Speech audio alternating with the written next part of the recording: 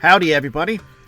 I'm Max, the marshal for this game, and I'd like to welcome you to this first session of our Deadlands game here on Original Box Set. I'm going to do some introductions, other than myself, to the rest of the posse that are here. So we'll start off with Rusty, playing Oleander. Morning, everybody. How's it going? All right. Along with Oleander, we have with us Father Cross, being played by James. How's it going? We have the wonderful Anne McDade, being played by Sarah. Push to talk, muted. There we go. Whoops! Woo. I'm out of practice, guys. And finally, we have the Pinkerton detective, Dr. Webb, played by Soy Mage. Good afternoon, gentlemen. Excellent. So, we're going to start off with kind of some outlines of how we're going to work this. It's been a while since I ran Deadlands. We had a session 0, and it was fun, but the rules were kind of clunky. I just want to let everybody know who's watching. If I screw up on some of the rules, I have myself a personalized rules lawyer who's going to correct me later, and we're just going to kind of roll with the punches as we go. Especially if the rule fits better to the narrative, we're going to head in that direction. Such as if the armor's supposed to stop the bullet, then the armor stops the bullet. All right. With that said, we will do character introductions as they move and segue into the story. And we will start off in a train depot on the outskirts of Little Rock. It is near a somewhat major causeway for the area. A lot of traffic travels along this road. It's called the Jackson-Little Rock Road because it touches between Jackson, Mississippi, a wonderful southern city that it is, all the way into the heart of... Oh, man. So my geography just failed. Little Rock. I forgot the state it's in.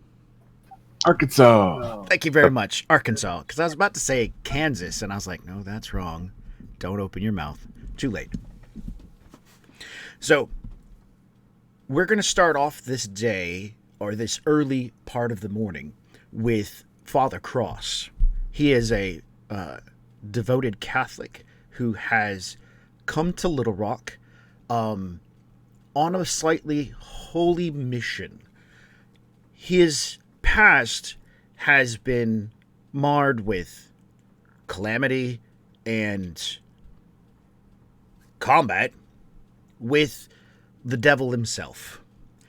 And it is now that the order that he works for, who he actively communicates through post and through telegraph, who are, I wouldn't say guiding him, but he is guiding them down a strange path where they believe the devil walks the earth.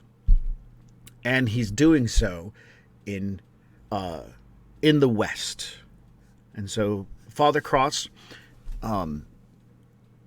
the train station is an open air train station, which means that there are really no walls.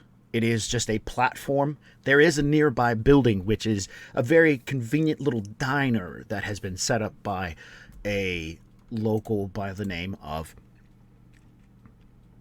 Let me get my notes out. Where are my notes? Look at me not having notes. There we go. Christopher Saxon. And Mr. Saxon, being English born, has come over and set up this nice little cafe/tea shop. And so you have a place for respite as you come into this area. People are milling about. The engine will be here probably within the hour. And when it arrives, your goal is to make it to Dodge City. In Dodge City, you're supposed to be meeting up with Father Paxton. And he is going to... you and him are going to be exchanging, information as you continue on your hunt. It is believed that your character has an understanding that that several years ago the world changed, and you were part of this church-led investigation to understand this change.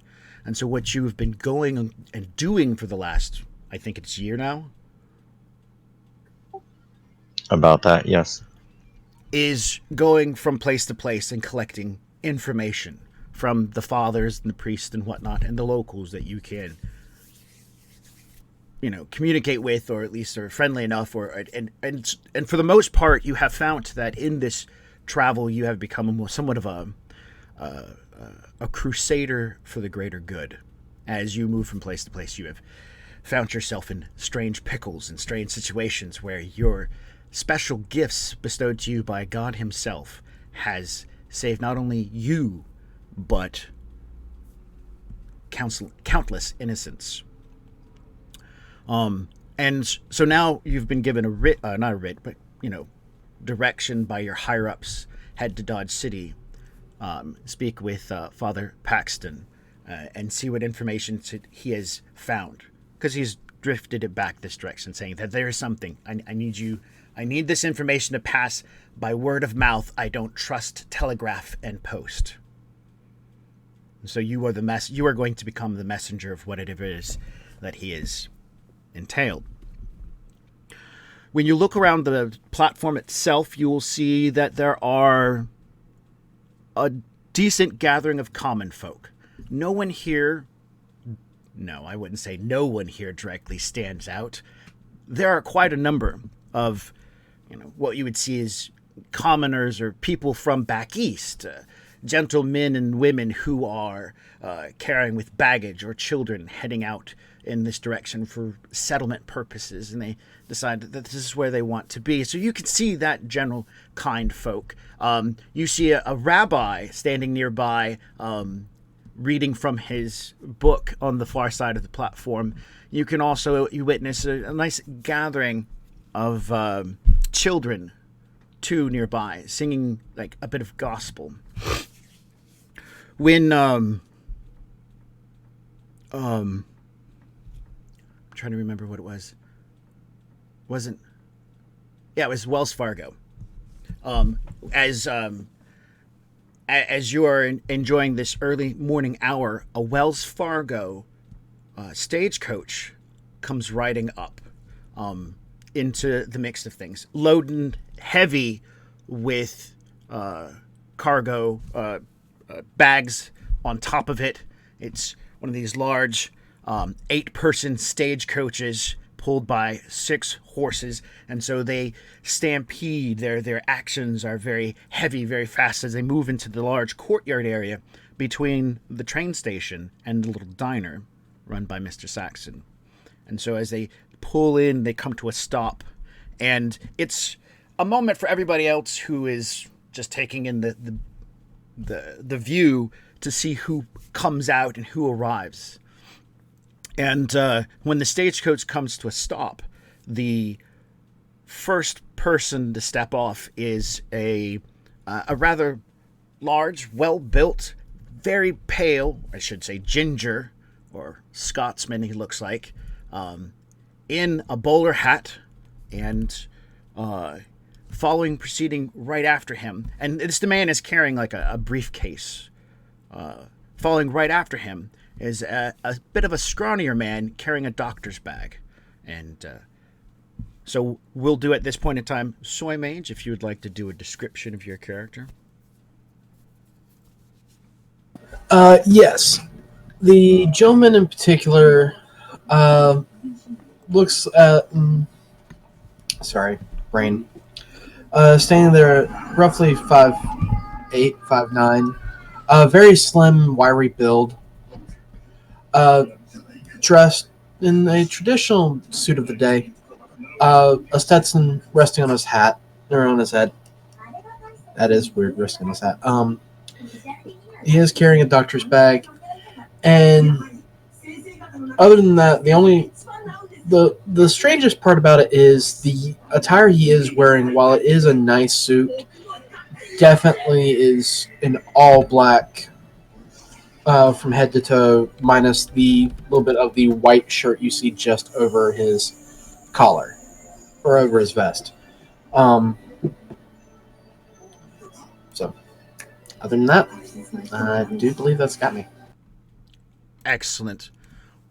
So, and so you see two gentlemen stepping off, one which looks to be a doctor, and the other one which seems to just be, I would describe him as a businessman. The two step away from the stagecoach. They have quick words, and kind of the ginger individual makes gestures over to the platform, and then makes gesture over to the dining area as well.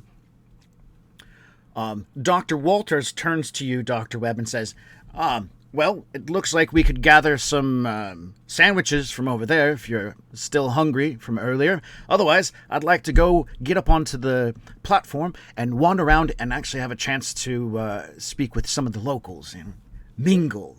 What would you say, sir? Maybe not food, but a cup of coffee or something along those lines would be advisable. For a man, though, so frail, you're always guided by your stomach. He gives you a hearty slap on the shoulder and sends himself off toward the platform. Trying my hardest not to fall over. Father Cross, the two gentlemen separate, and following after their exit from the stagecoach, so follows a series of other people. Portly man who probably took up 2 seats on his own, definitely is wearing the fineries of a banker or something. Pocket watch can be seen in his vest pouch, followed by maybe like a schoolmarm and a couple other gentlemen, and then a rather rustic looking cowpoke stepping out who doesn't fit the genre of the rest of them, the mix. So everybody's like decent and nicely dressed. He looks like he just came off the trails, and that's who piles out of the stagecoach as you're kind of making your eyes and looking and surveying the crowd. Taking a moment to step back away from the edge, and you can hear the rabbi standing nearby making his early morning, maybe he's making a prayer or something, but he's reading from his book, he's making some hand gestures and whatnot. And the crowd kind of parts as people are moving about, picking up boxes and bags and moving up onto the train station. A man calls out, everybody start gathering up, the train will be here, and he pulls out his watch, which of course, I'm looking at my wrist, but he would pull up his... I do have a pocket watch. Oh man, I forgot a prop. Anyways, he pulls out his pocket watch and he looks at it, click, and he goes... Train will be here in 20 minutes. Everybody start getting up onto the platform. And you're already on the platform. You have, a bag? I have a bag, and I've also got my saddle and the gear that comes with it, since I do have a horse. A horse. You're going to have a horse. I have a brave horse. A brave horse. Is that his name, Brave? No. Okay. But since the employees load the horses on, you don't have to bother with They probably got right. Exactly. All right. The crowd parts, and your eye catches someone who definitely stands out amongst the mixed. A woman. She's wearing a pretty rather simple dress, but in comparison to the ginger you saw who's walking now up onto the platform and shaking hands and greeting people, it's a very American thing to do, is walk around and talk to everyone and shake hands.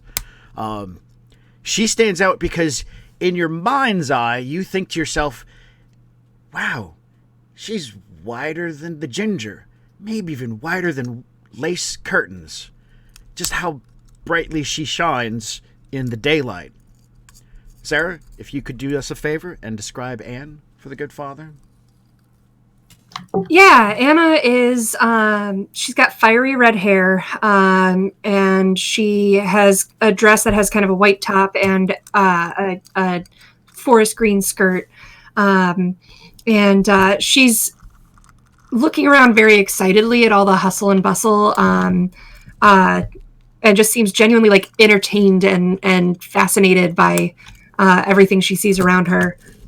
She carries with her she doesn't have a bag, She has some belts hanging off with some pouches and a leather pouch around her neck. But she does carry with her a violin case. And that seems to be her only luggage. Okay. She stands out amongst the crowd of people as well, because you from your travels and from your experiences, you've had a moment to take in, and that there are some people who easily blend into normal society amongst the commoner folk, but then there are those few that stand out, and you've met them. You've met people who, with just like a quick gesture, and they have like this. You describe it more along the lines of an unnatural aura about them. You've also heard like priests and shamans and card readers and palmists and stuff use the same kind of terminology, and you believe that those people are rather hokey in the way they describe and do their chantry. But you have a better feeling about people when you see them and how they stand out, because you believe that this is like an insight being given to you by God. And this woman, as you see her part through the crowd and whatnot, in no kind of like natural way, you feel like there's something up with her.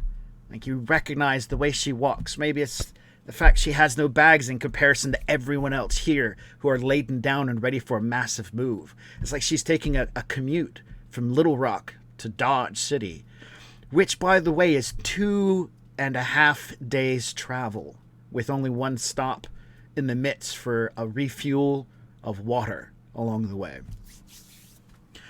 The conductor calls... Oh, somebody cut in. Sorry. That was my bad. Okay, no, that's perfectly fine.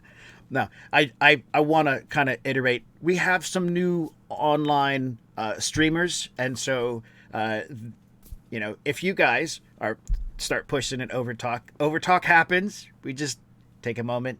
That's what I was doing there. All right. So, Father, you see these people mingling about, and as you're paying attention and looking at the crowd, the pale ginger man walks over and says, "Greetings, Father." Greetings. Dr. Walter. How are you on this fine day? Oh, I'm doing rather well. I'm Dr. Walter Pinkerton. Ah, Father Cross. Nice to meet you, Father Cross, and he gives the tip of his hat. And what, pray tell, is a Pinkerton doing over here? Not one, but two. And Dr. Webb, you are over in the cafe. The man has brought you a nice cup of coffee. They have a decent selection, and he's even offered you some sandwiches. And you can see, and by the way that Dr. Walter speaks, you can read his body language. And you almost as if you can hear the words echoing across the busy yard into your mind. You know exactly what he's saying to the priest. Not one, but two Pinkertons. We are on an important investigation. What about you, good sir? I am on my way to Dodge City to meet with another father from my church. And I'm going to pull out my watch, and on the chain of my pocket watch is the medallion from the Order of St. George. Okay. So that instead of saying it, he'll be able to see it and know exactly who I am. All right. As you pull the pocket watch out and you display it and the symbol, the Pinkerton looks down and says, that's a rather fancy one. I have one myself, too. And he pulls out a pocket watch that is silver-plated, and he shows it off with its little ivory bits, and he winds it. And for a moment, you realize that he doesn't seem to notice that. And from across the way, Dr. Webb... Now, when I say from across the way, you are probably about 15 feet away from where this engagement is going on. And you do see the pocket watch. You do see the symbol of St. George. And your character does have knowledge academia, right? I believe so. Give me just 2 seconds. You don't have to make any dice rolls for this. This is pretty much like, oh, hey, that means something. You remember through some of the briefings and the conversations back at one of the headquarter gatherings that there is an organization in the church, the Catholic Church, that actively seeks to work with the Pinkertons in their investigations. Kind of like an automatic ally in strange places. And you see that, but you see that Webb, of course, in his blatant lack of attentiveness to details, just continues on, doesn't make any kind of like acknowledgement. That's what you feel. Because you've worked with this man for the last 4 years. It has been a very interesting last 4 years. You were in Boston about 3.5 years ago, right after the two of you had been put on the case. And that's pretty much where your relationship kind of got a start as far as that goes, that back then. And the sharp sound of the distant whistle from the train, to you, it brings back a nightmare of one night, those 3.5 years ago. And for a moment, your hand shakes because you and Walter were on part of a stakeout in which your task was to watch this renowned scientist because he was doing something. You're not too sure of the details. It was something that he kept referring to as a clockwork heart. And although that sounds as romantic as it was definitely not a timepiece. You had a chance to engage with this man and talk to him. And he tried to explain how it involved, it was basically a really powerful clock and could tell time to the 100th of a second, which, what is 100th of a second, right?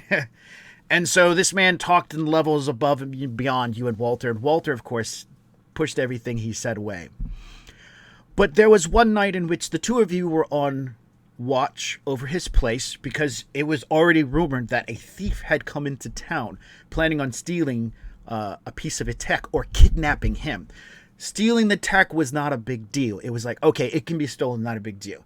Kidnapping the good doctor, on the other hand, was one of those things that's like, oh, we can't have that because your higher up said this was really important. What happened that night still terrifies you because the machine, it wasn't a person. It wasn't a man. It was a locomotive. It was an automaton. It was a creature. It acted on its own. There was no person in control of it. And everything it did that night was fast, powerful, and dangerous. It ran through walls. It stood almost 3 meters tall. And when it screamed, it sounded like a train whistle. It carried implements of death. It fired repeated shots from some sort of integral part of itself, killing not only 2 of your co-workers, but the good doctor himself in the event. You and Walter failed to protect the doctor and keep the heart intact. And that automaton got away. You have been, for the last 3 years, following the trail of this automaton. Since then, you really haven't had a lot of relief from the fact when the thing hits you, you were in the hospital. Walter survived the event, was the last man standing, so he was the only one who saw the thing get away. You recovered within about a year, but still the sound of the high-pitched whistle kind of makes your hand shake a little bit. The thing was able to run through brick walls that were about a foot thick, faster than any horse you had ever seen. Bullets did nothing to it. The sound of the whistle pierces the air, your hand shakes, you put your cup down, and to your benefit, no one around you realizes that your cup's rattling more than the rest of theirs because their cups are rattling as well because the train is moving the ground. What would you like to do?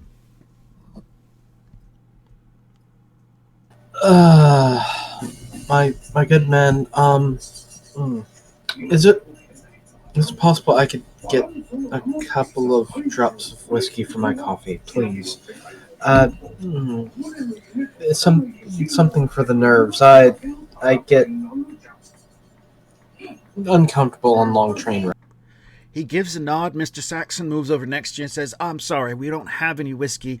All the Tennessee whiskey didn't make it last shipment. I do have some rum from the Caribbean, though. Would that be okay? That'll be fine. And so he serves you up a bottle of Caribbean rum. Pours a little into your coffee. Pours a little for himself. And moves on to help another customer. Thank you, sir. You are both a gentleman and a scholar. He gives a nod and he takes about his day. Father Cross, this gentleman is super happy to have a chance to meet you, and he engages you, but throughout the conversation he doesn't talk about the details of why he's here. He just says that they are, and he speaks very jovial about this, like, oh, we are looking for a criminal, one who is a thief and a murderer. You wouldn't know him if I mentioned his name. You wouldn't know him. And so you're having this like generalized nice conversation with this guy on the side of the train, train station. They had a word for it. The platform. You're having a nice conversation with this man on the side of the platform, and the train whistle blows. The train begins thundering in, and at this point in time, it fires. It just rolls past in its massive wall of steel. The man does not stop talking. In fact, he tries to talk louder than the train at times, laughing, and at some point you realize he's telling you a joke, but you get none of it because he hasn't stopped. And the train rolls by, and the cars begin lining up. And so the first is a train. There's the engine, then there's the coal car, then there's another coal car, and then there's the supply cars. Cars filled with things like your horse and food for the 2 days worth of journey. And then the train's slowing down, and it's making that screeching sound, and the steel on steel as it's rubbing from side to side. People are like, oh my goodness, that's really loud. Some people are protecting their ears and whatnot. And your mind, ignoring this gentleman who is now like, oh man, that's really loud, you scan the crowd, and of course throughout the crowd there's only one person that you notice who doesn't seem to be bothered by the high-pitched whine other than you. And it's that one you've already singled out, the woman in the dress without any bags. She stands there on the side of the platform just watching the train as it comes into station. Miss McDade, the train has come to almost a complete stop. You've got your ticket in hand, and the passengers are beginning to disembark. A man walks up and he gives you a nod. You going to be riding with us today? I sure am. This is my first time on a engine like this. He will smile. Take the hat off because he's a bit of an older, bald man. He's like, oh, okay. And he pulls out a tiny little punching device. Ticket, please. Here you are, sir. I fidget to pull out my boarding. He takes and he clips it and he says, all you have to do is show that when you get on, and that's it. You don't. After that, you'd only need it in case the conductor comes by and asks. So hang on to your ticket. Don't let anybody take it. If you Not a problem. If you want, you can place your bags by down there on the other end of the train. Since you're riding up front, you can place it on that end of the platform. Oh, all right. Thank you. Thanks for the advice. He gives a nod. He will step away from you, and you begin looking around at the platform and the crowd around you, and you realize that all these people, and one of the parts that inside of you you feel that little like calling voice that you see, like a mom with her 3 kids as she's holding them back away from the train as it's rolling forward, and the husband steps off the train and waves to them, waving his hat and giving a holler, and the kids go running toward him, and somewhere inside of you that voice reminds you why you're here. Because a little bit more than a year ago, you were at home. It was late at night. The sounds of their cries came across the valley, and as they stormed into the ranch, it wasn't just your house, because there were more than one house here. Your husband's house was here. His parents' house was here. The Indians came in quick. They had no warnings. You had no even understanding of why they would be here. You're so close to town. Indians this far north, none of it made sense when you look back at that moment. But they came on horses, and they charged houses. They broke down doors. They began setting fire to everything they could see. They grabbed your kids, and in the fight, you charged after them. One of them hit you with something in his hand. You can only assume it's the tomahawk that you now carry with you. You can only assume that that's what you're holding on to. This is important. He told you so. The pale man told you, this is important. Don't lose it. You were smashed in the face by this thing, whatever was in his hand. The Indian, you dropped. You saw them drag your children out the door. The place was burning. You pulled yourself up and tried to go after them. And then two of them came back in.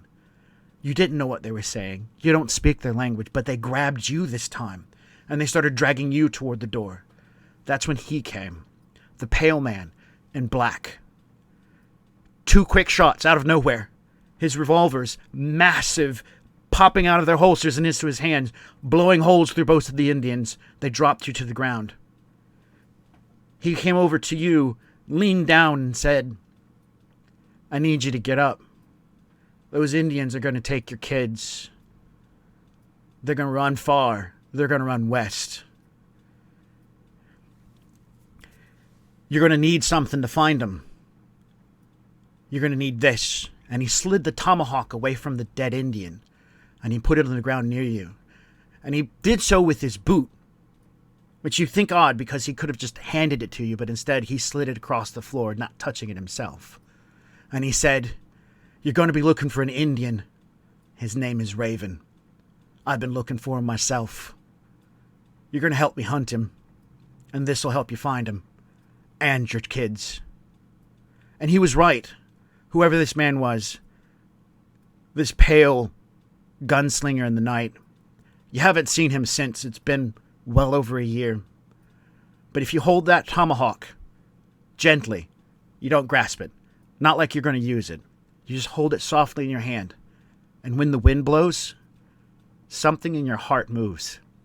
And you can remember those days out in the fields with your daughter, picking through the berries and looking for field mice and weeds to clear out and move stones from the field to get ready for plowing. It takes you back to that place. And for right now, that tomahawk, it's your guide. And you've known it.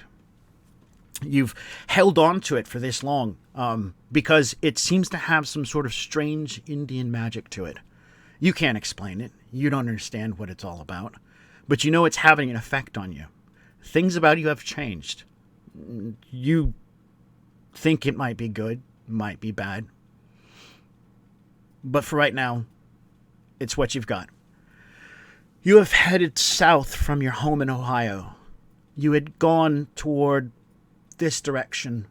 And early in the morning after leaving the hotel room, early in the morning at the hotel room, you had a chance to get onto the balcony.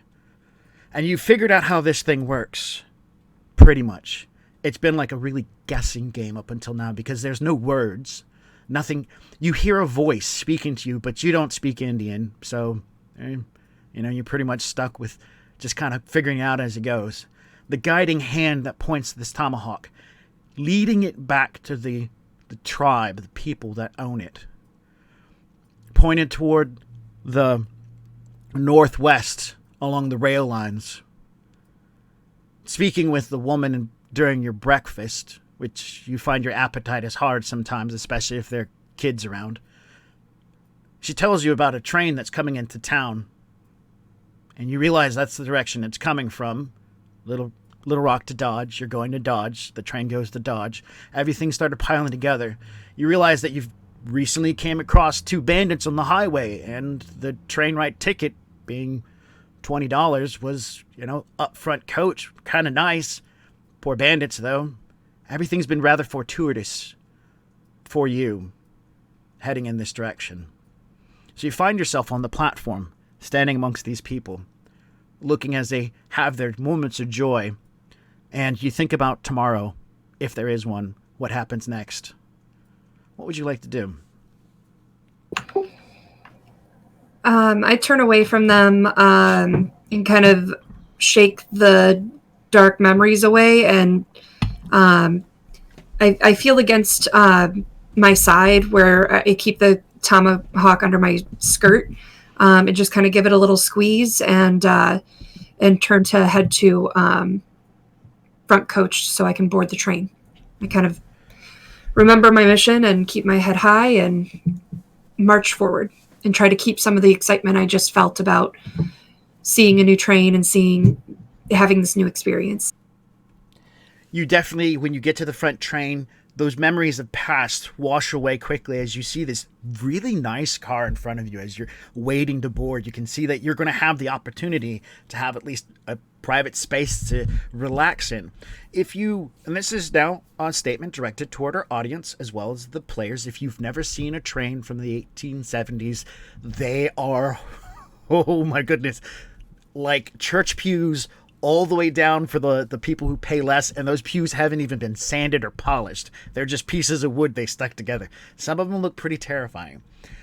So the coach that you're looking into is kind of nice, and it looks like they might have a tea service area, and there might even be a bathroom. Ooh. Right there on the car with you. All right. So yeah, I kind of look around and get excited about this experience and march right into with my ticket out and ready to be scanned so I can come. Excellent. And the guy, as the people empty out, they gladly let you on as one of the. And the gentleman even stops and he takes off his hat. And as you're walking forward, he takes off. Morning, ma'am. You may go before me. Gives you that little bit of gentle respect to let you on board first. You amongst the other ladies. Why, thank you, kind sir. All right. So you begin loading up. Father Cross, you're, of course, witnessing everything that's going on. Unfortunately, the church does not pay for you to ride in coach. They pay for you to ride last. It's like, if they find a warm spot near the piss bucket, that's where you can sit. And it's not really that bad off. You're riding on the backs of all good Christians who tithe to the church. And so that's where the money comes from. So by giving God to everyone, you get the chance to make sure that you can continue doing the work that you do in fighting the devil in the West. All right. As everybody, after everybody exits the train that is going to, and other people start getting on, before I move, I'll actually spend about a minute or two saying a prayer for safe travels for the train. So if any of the platform employees or a conductor comes near me, they'll hear me saying this prayer. And finally, I'll start to board into the car I was meant to. Excellent. All right. And people will, as they see you praying, others will come over. Those who are devout will see that moment, and they too will join in or make a small prayer with you. Or, of course, other people make prayers before they step into the train. Blessings. I don't know how to do it. I apologize to those practicing Catholics if I just did it in the wrong order. I don't know. Help me out with that one. Send me a PM me. Let me know if I can. I'll Google it later. You enter into the back end of the train, and you're amongst a cluster of other people who are filing in. One of the gentlemen who are nearby you has a bit of a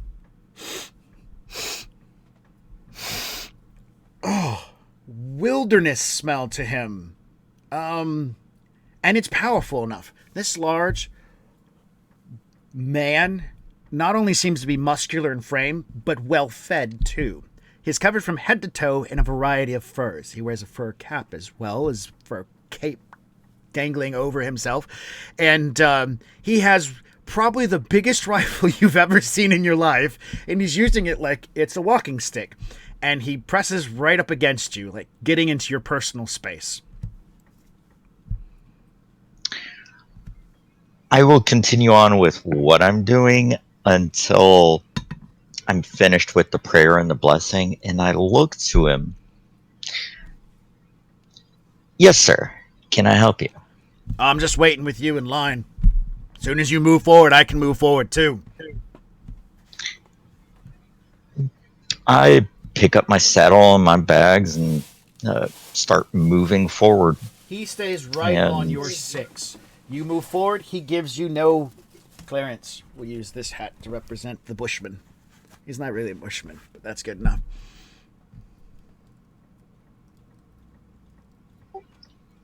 All right. Basically, he's bumping you with your belly to make sure you keep moving forward. The people in front of me, I'm going to give them, a little bit of space. Okay. That way I don't knock someone in between the platform and the train. He will make a gesture past you. Son, you've got like a whole 1.5 feet there. You can step up. I finally turn so he can see my collar. Oh, you're wearing your collar. Okay, cool. Yes. I go, I believe the term is father, and I should be calling you son. He leans back, puts his hands on one of his hips where he's holding the rifle, and he looks at you and says, "That's mighty fine of you, son. Why don't you go ahead and take a step forward so we can all get on this train faster?" And he just smiles and kind of chuckles. You can see that he gives no cares at this point in time. You got a pretty outfit you got there. Thank you. The church is kind to me. Oh, you're one of them priests. I get it now. Sorry, excuse my manners, Father.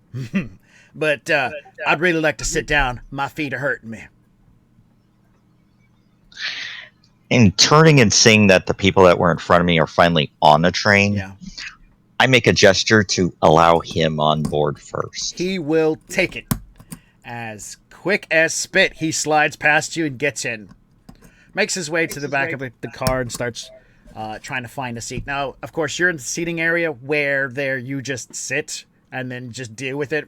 So if somebody sits down and spreads backpacks on either side of a seat, they pretty much claim it on their own. And then it's, getting the conductor, having the person, you know what I'm talking about. The kid who sits on the bus and then puts his backpack next to him and then doesn't get up for the elderly woman. Yes. Yeah, that's him. Spreads his bags out on one seat. Nice gentleman. All right, so you pile in with the rest of them, and you can see from where you're at that the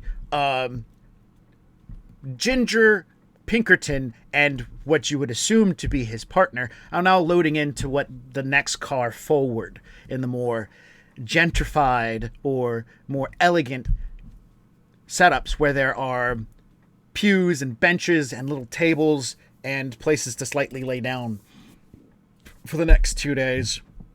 Where you were in the back, you're crowded in, and this woman even brought in her goat. The goat's now running up and down the aisle.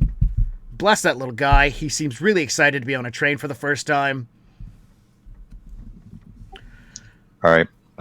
There are overhead racks, are there, in this car? Yep, that's where you sleep. All right. I'm stacking my saddle and my bags on top of each other on the overhead rack. You don't have your saddle with to- you unless you dragged it in here for that purpose. They would have stored it with your horse because it's a large object. Right. Okay. Then I'll just, keep my bag with me and sit down in a seat with my bags in my lap. And I'll just watch the goings on in this particular car. Okay.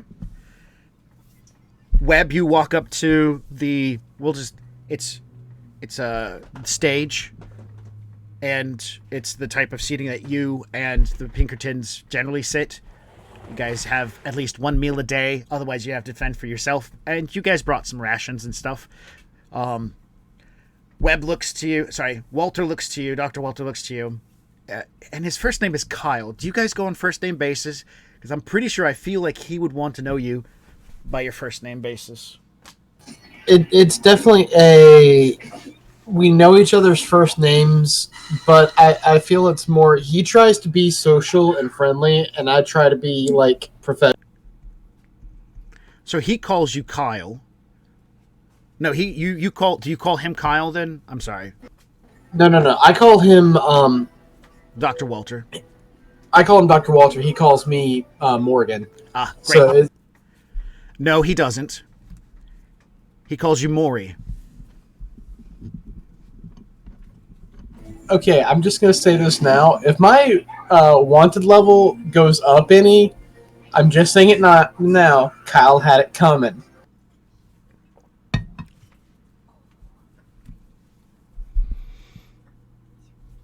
But as you were saying.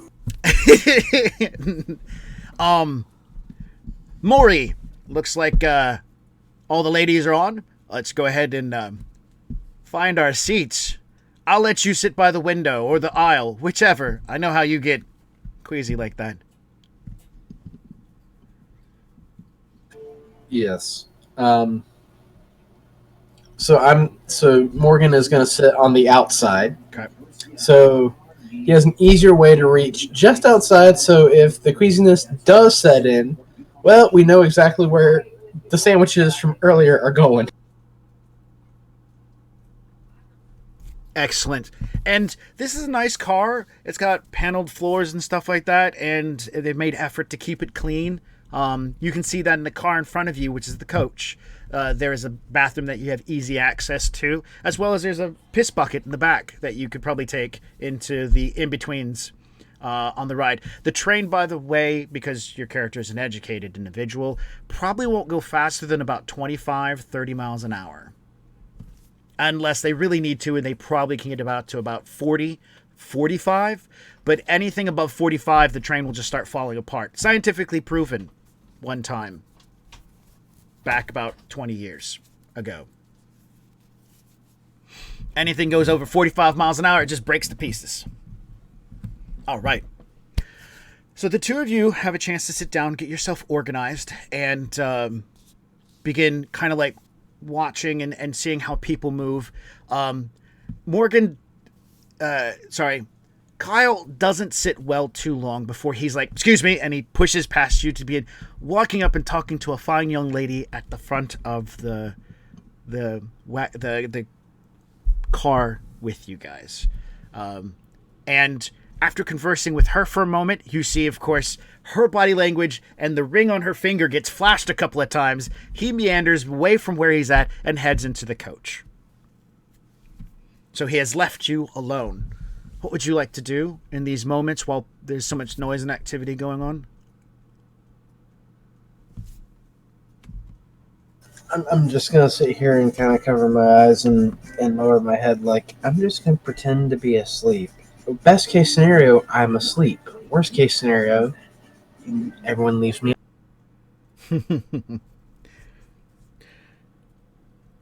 As you're sitting there minding your own business, you see three engineers, grease, smoked, dust-covered, blackened individuals, a black man, an Asian, and a white dude, all carrying a series of equipments and whatnot. They walk up as they're going down, because you're sitting on the outside away from the train platform. They walk up, and as they're walking down, they look underneath, and they go a little bit farther. They look underneath, and you're keen, so you hear one say, "Was it here? I don't remember where was that. It was one of these cars around here. Just keep looking." And they move up to your location. They look underneath. They move up to your location. They look. Is that it? Yeah, that's it. And it's like whatever it is about 10 feet behind you underneath the car.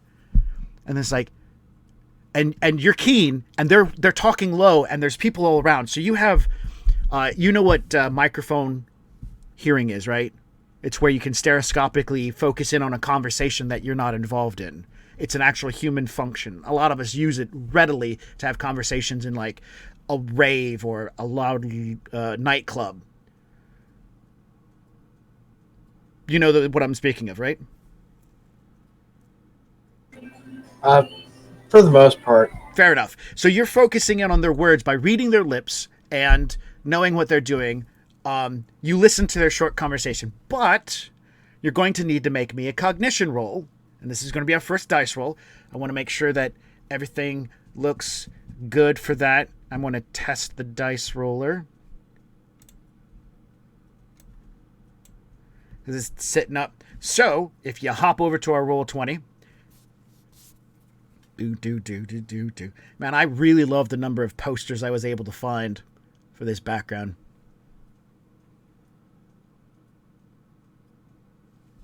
Oh, hey, I'm glad I did this. Some people aren't locked. Oh, no. Rusty. Where'd Rusty go? Oh, no. Wait. Guys, F in the chat. We lost a character. Oh, Oh, okay. He's back. No F in the chat. doggo. And then instead, my cam froze up. No. Oh, that's good. I'm glad you're back. I love the... Yeah, the weird green effect that's going on for no freaking reason. This is weird.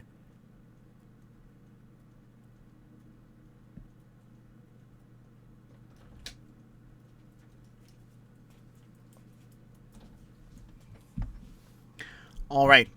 So let's go ahead and go over to the roll 20. And do you remember how you can either write in the command yourself, you can roll dice however you want, or you can push the little button that makes your character automatically make a cognition roll. I'm pretty much testing to make sure the window updates for our viewers. In particular skill or just Cognition.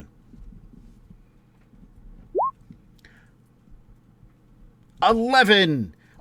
Actually, I just realized that I looked over my list of skills. Scrutinize would have worked. Did you have that? I didn't, so... That's fine. Cognition. 11 is really good. All right, so as you focus in, that's where it broke. Yeah, that's it right there. The other one responds, there's no way we can fix that with these. We're going to have to take that whole axle off. Well, what can we do about it? Hey, see that brace there? Let's reattach that brace over here so it'll at least hold on one side. One side's good enough, right? And they both turn to look at the yellow man. And the Asian kind of nods for a minute. It'll be fine. I think it'll be fine. And they nod and they go up underneath the train and start doing something. So what follows is the sound of banging, tinging, and varieties of other things as they begin working on the underside of the carriage. Luckily, you still have the rum running through your veins at this point in time, so it kind of takes the edge off. The platform is clearing out. People are at this point in time loading up. Bags are being loaded, and a lot of people have been cleared out. And the conductor is walking around. The brakeman is checking down the rest of the train. Now the brakeman's making his train walk. And the conductor walks out onto the platform and calls out, "Last call! Last call! All aboard!" Father Cross, as you have found your seat to be across from the very large, odoriferous man, you hear the conductor call out, and you feel that something bad might happen. Or not bad. Bad is a bad word. Bad is not the word you want that would describe it best. You feel like something's coming, and you need to be here for it. You're not sure. And you don't want to say God's speaking to you. Maybe it's one of the angels sending you down a soft little message or something. The conductor is yelling out, "All aboard! All..." He's making the effort and whatnot. You see a scattering of people around watching. They're on the platform. They're waving at their loved ones. Other people are getting off and clearing. And in the distance down the road toward a little bit more south past the train station, you can see what looks like a dust cloud kicking up. Not like a horse or something, like a man running.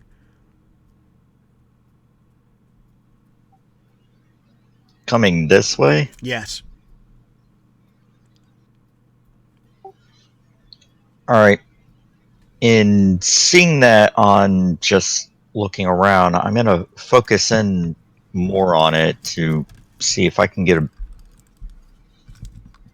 if he's, just running like he's trying to get away from something. You see a man running up the road, and that's Cause- probably about the best you can do from this distance, unless you have like a magnifying glass or Right. periscope or binoculars or something like that. And then you hear and as you're watching this man get closer, that sensation of, kind of dissipates. It goes away, but then you hear the conductor yell out again, "All aboard, last call," and it rises back up again. And this amount of tension that runs through you as you realize the train's about to leave, and that man, that person running this direction, something.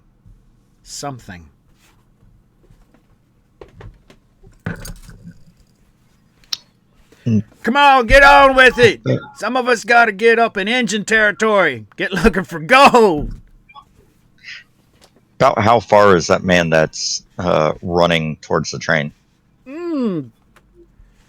Far enough that if the conductor hits the go button, that man's going to be chasing a moving train. All right. And this is the conductor on the platform? Yes, and he'll most That's likely yelling step us? onto the train, yeah. He's the conductor. He's the guy in charge. He's the one who makes he doesn't drive Right. the train. If he's at either end of my car, I'll go get up and go to the car and point out the man. Okay. You walk over to the conductor. You get his attention. I'm sorry, what, Father? It's really loud. You don't need to speak up. There's a man trying to catch the train. If that man wasn't here, in the next 2 minutes, I can't hold the train. We've got to get to Dodge City. I'll pay for his ticket if he doesn't have one. Father, that's very generous of you, but we have a schedule to keep. Even God knows that. And he clicks his little watch shut. Do you have persuasion? I do. Why don't you roll it? And then come up with some catchy thing to hold him longer.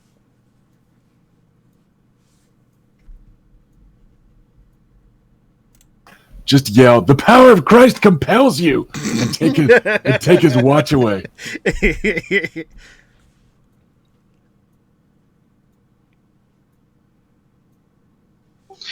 All right. I just realized we haven't drawn chips for this session. Ooh, chips! We haven't drawn chips. All right, so he's right. We haven't drawn chips, and chips are really important. I'm going to click us over to the channel where we have that at. So everybody help me. Doodaloo, doodaloo, doodaloo. No? I'm not doing that. I wish I had a harp.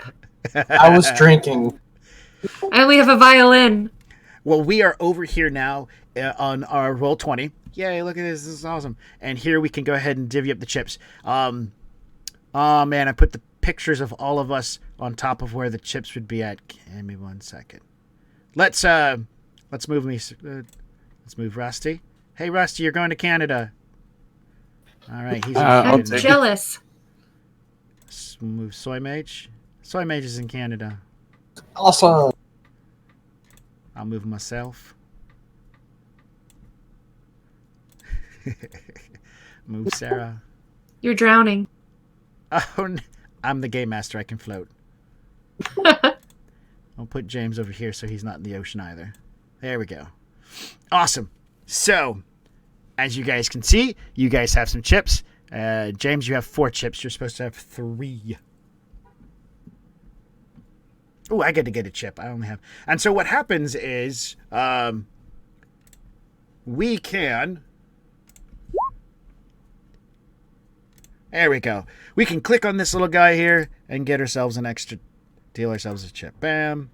1 to me. Yay, I've got 3 chips. Gonna give 3 to Soy Mage. I tossed one out on the side. Rusty, you need an extra one. Yay! There we go. Everybody's got 3 chips. And I can look at everybody's chips. Ooh, ah. Jesus Christ, how did I end up with all white and everybody else isn't? Yeah, that's too bad. All right, so if you're not familiar with the Deadlands mechanics, this game involves cards and chips. And the chips are kind of like used for bonus dice and bonus things. And my chips are used to make it harder for the players. Maybe I'll get some more chips later. And I get more chips by the players spending particular types of chips. And there was another way I got chips. Oh, you guys failing miserably. Like failing a roll gives me a chip. Start failing those dice. So, James, we're doing a persuasion roll now. All right. I look to him and I say, my son, if you do unto others as you would have them do unto you, God will smile kindly on you and he will reward you for your kindness. Oh, that's really good. That's really good. Go ahead and give yourself a +2 to this roll.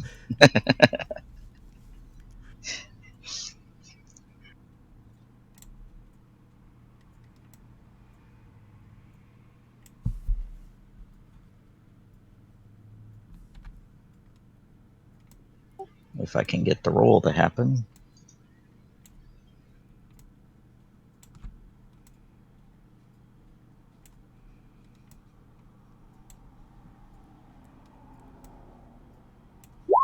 Boom! Result of a 5. More than enough. This should be a really hard that would test. be a 7 total. Because 7. I did not 2 in there. Okay. I see that. All right. So, yeah, not a problem. He's like... He turns to look to you, and he looks into the distance at the person. Because, like, a 7 is an on-risk difficulty. I was going with should be foolproof. But, man, you, like, layered it on. He stops for a moment, and as everybody continues with their waving and whatnot, he walks to the end of the platform again, staring out the distance to the lone runner coming this way. And then he'll turn as he'll tell you to go back to your seat. Thank you, my son. Alrighty then. I turn around and go back to my seat. Rusty, you have been hot-footing it from the upper part of Louisiana after you got a mix-up, and man, there's just so much that's been happening at this point in time. You hope how much money you got on you? Not enough. Oh, you're hoping for a prayer at this point in time. Something. As you've been hot-footing it to Little Rock. You know that the train leaves in the morning and gets here in the morning every 5 days. And it's Monday. And you have been running. You're covered in dust. Give ourselves a description as you're coming up to the platform. Because what you see seems to be everyone is looking out from the platform at you. So, the gentleman hurrying for the train is kind of a specter of like red, brown, gray, and like dirty off-white. He's just cowboy from head to toes, covered in some trail dust. There's a little bit of blood mixed in here and there, but like brown leather chaps, just, all trail-beaten color palette right out of an old painting type of thing. And he's got an uneven gait. So he's kind of doing like the left, right, left, trying to kind of run limp at the same time. Oh, man. And you see a couple of old cloths wrapped around his right leg, which might be like a half-assed bandage. And he is carrying his saddle over his shoulder, like by the saddle horn, and it's got full saddlebags. It's got a beat-up Winchester in a rifle scabbard over his shoulder, and he is just trotting in as much as he is able, and kind of waving for the train. and then that little like skip, limp, skip, as he's doing as quick a gait as he can manage, as he is breathlessly approaching the rear of the train or wherever the conductor is, and you hear some hurried, "Oh, excuse me, pardon me, coming through, train to catch." Oh, careful, ma'am. As he makes his way around and through anybody else on the platform. So he's not, shouldering his way through or anything, but he is definitely moving with a purpose. You make your way over to the ticket box where there's a small platform and there's a man standing there as he seems to be counting stuff. You head up to it, and as the man looks up to you and he's about to speak, another gentleman in a gray coat and a stopwatch in hand walks forward. His ticket's been paid for. God said so. And he says it with a definitive point, and he turns to look to you, opens his watch. 3 minutes late. Get on the train. And at this point in time, how do you take this? You just showed up and this guy's like, your ticket's paid for? Well, much appreciated. Thank you kindly. He'll give his hat a tip towards the conductor and very pointedly hop skip up onto the platform so that the train can at least start moving without him, without him being left behind. He looks kind of suspiciously unsurprised, perhaps. But yeah, okay. I wasn't expecting it to work out that way, but he had a feeling he was going to make this train. And so yeah, he wasn't sure that was how he was going to make it, but he will take it. The gray man in the vest, as he's walking to the other end of the platform to load up into the coach, says, "Speak to the priest in the back car. That's where you'll be riding at." Will do, thanks. As you head over to the car, you can see the collection of the less fortunate individuals who can just barely afford the $20 ticket to move the whole family. A lot of people are heading this direction toward Dodge.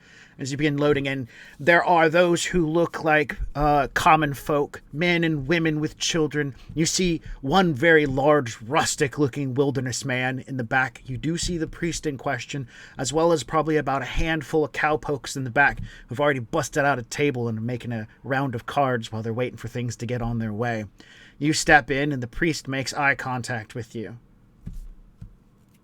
Yeah, he'll give himself a quick kind of half-hearted dusting with his hat. He's got a scuffed up old brown leather hat that used to have a really nice hat band. It's all just a little ratty and dirty looking, but he'll try to kind of swat most of the trail dust off before stepping into the car. And then he'll give the preacher a nod and kind of limp over towards him. "Padre?" You look like you've seen better days. It's been a bit of a week, yep. But I hear tell I got you to thank for my ticket, so thanks for my ticket. You're welcome. Why don't you have a seat? Oh, I do not mind if I do. And he'll toss down his saddle and then slump down the side of the wall until his butt's on the saddle and use it as a chair and go, "Oh, it's the spot." And he'll try to kind of stretch out his mildly injured leg, just kind of wince and relax and let out a heaving sigh that feels a couple days in the making.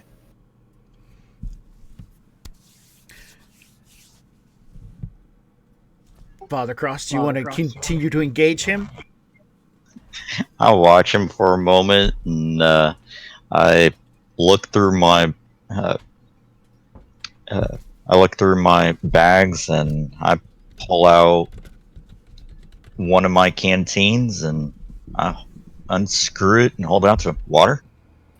I would not mind that in the slightest, Padre. You notice he's got two canteens on him.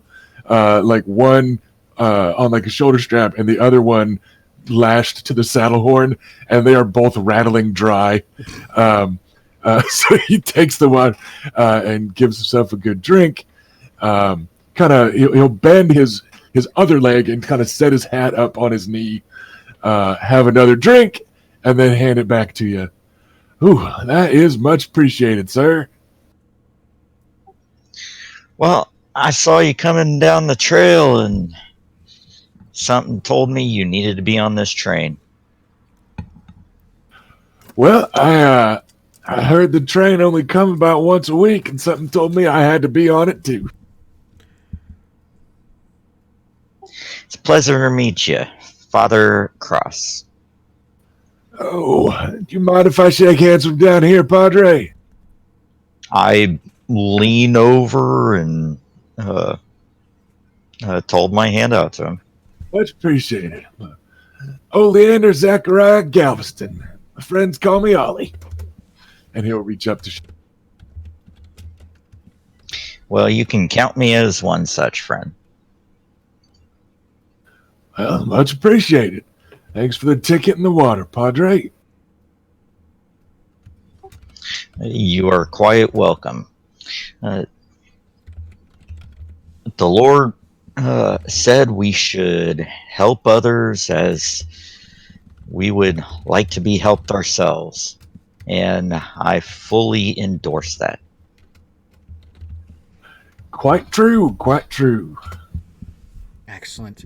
You realize the way he walked, he might have an injury. And your articulate mind reminds you that you did see someone come on with a doctor's bag and step into the stage, the car ahead of you. And you believe it was one of those Pinkerton individuals. Ollie, are you hurt there? Oh, I'll be all right. I splashed a little whiskey on it, rubbed some dirt in it, tied it up real good. You hold yourself there right quick, and I'll be right back. I get up and I start walking in towards the next car to where I saw the Pinkertons. All right. Well, I don't have to tell you you're going to find them in the next car, but I will tell you this car seems to be well laid out. People are already kind of like milling about as the train is moving forward and whatnot. So we're going to take a segue back in time as you two have started your conversation and the train starts up, the whistle blows. Webb, you found yourself once again in the train without Walter. He's gone now. The train started to roll, the high-pitched squeal. The banging noise has long since stopped, but now the train's starting to move. As you unclench your eyes from the sound of the squeal, the metal, the whistle continuously blowing, and you just take a moment, you open them to see a very young boy staring at you. He's wearing suspenders and gray pants, and he's just looking at you in an amount of awement. Are you gonna die? Maybe not today, maybe not tomorrow, but inevitably, yes. You look like you're dying. Thankfully, I am not. However, I was sleeping, or attempting to, but the banging kept that from happening. He continues to stare at you. My daddy fell asleep once and died.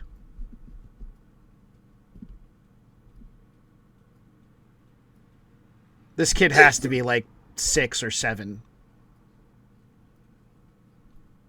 Okay, I'm gonna be good. I'm not gonna be a smartass. I'm gonna take the good option. Good option is fine. There's no moral compass in this game, such as alignment, so you get to take it however you want. There's just the law and bullets. Oh, and the hangman's noose. And God. Touche. Okay.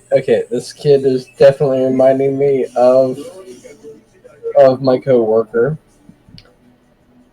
I'm still gonna be good. I'm gonna take the high road on this one. For those of you who are watching who was wondering what the low road was, is it because you kept asking him questions? However, we're not gonna take that one. So instead, well then, I assumed then that there was a medical problem that he had not gotten checked. Or he did, and there was nothing that could be done. My mama said he got a collar.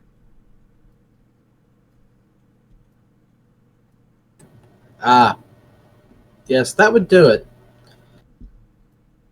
He just continues to stare at you. You realize the conversation has died off into nothingness. The boy is not moving, and it's like a level of engagement that slowly slips into like a void of nothingness. When you hear a voice behind you that says, Excuse me, sir. Are you a doctor? Yes. Yes, I am. I have a man in next car over that has an injury. I'd like you to look at him for me. Very well.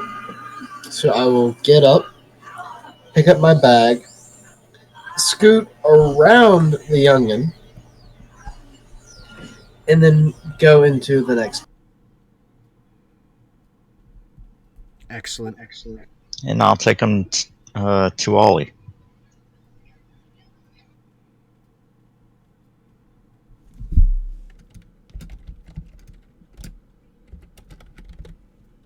So, what seems to be the problem? Oh, I told the Padre it weren't nothing to worry nobody about. I just got hit by a bit of a graze a couple days back.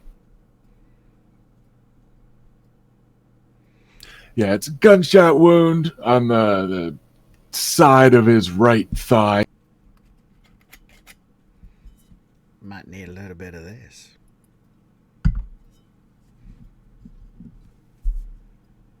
So I poured the last of my whiskey on it, rubbed a little dirt in it, rinsed it out real good, then tied it up with them bandages.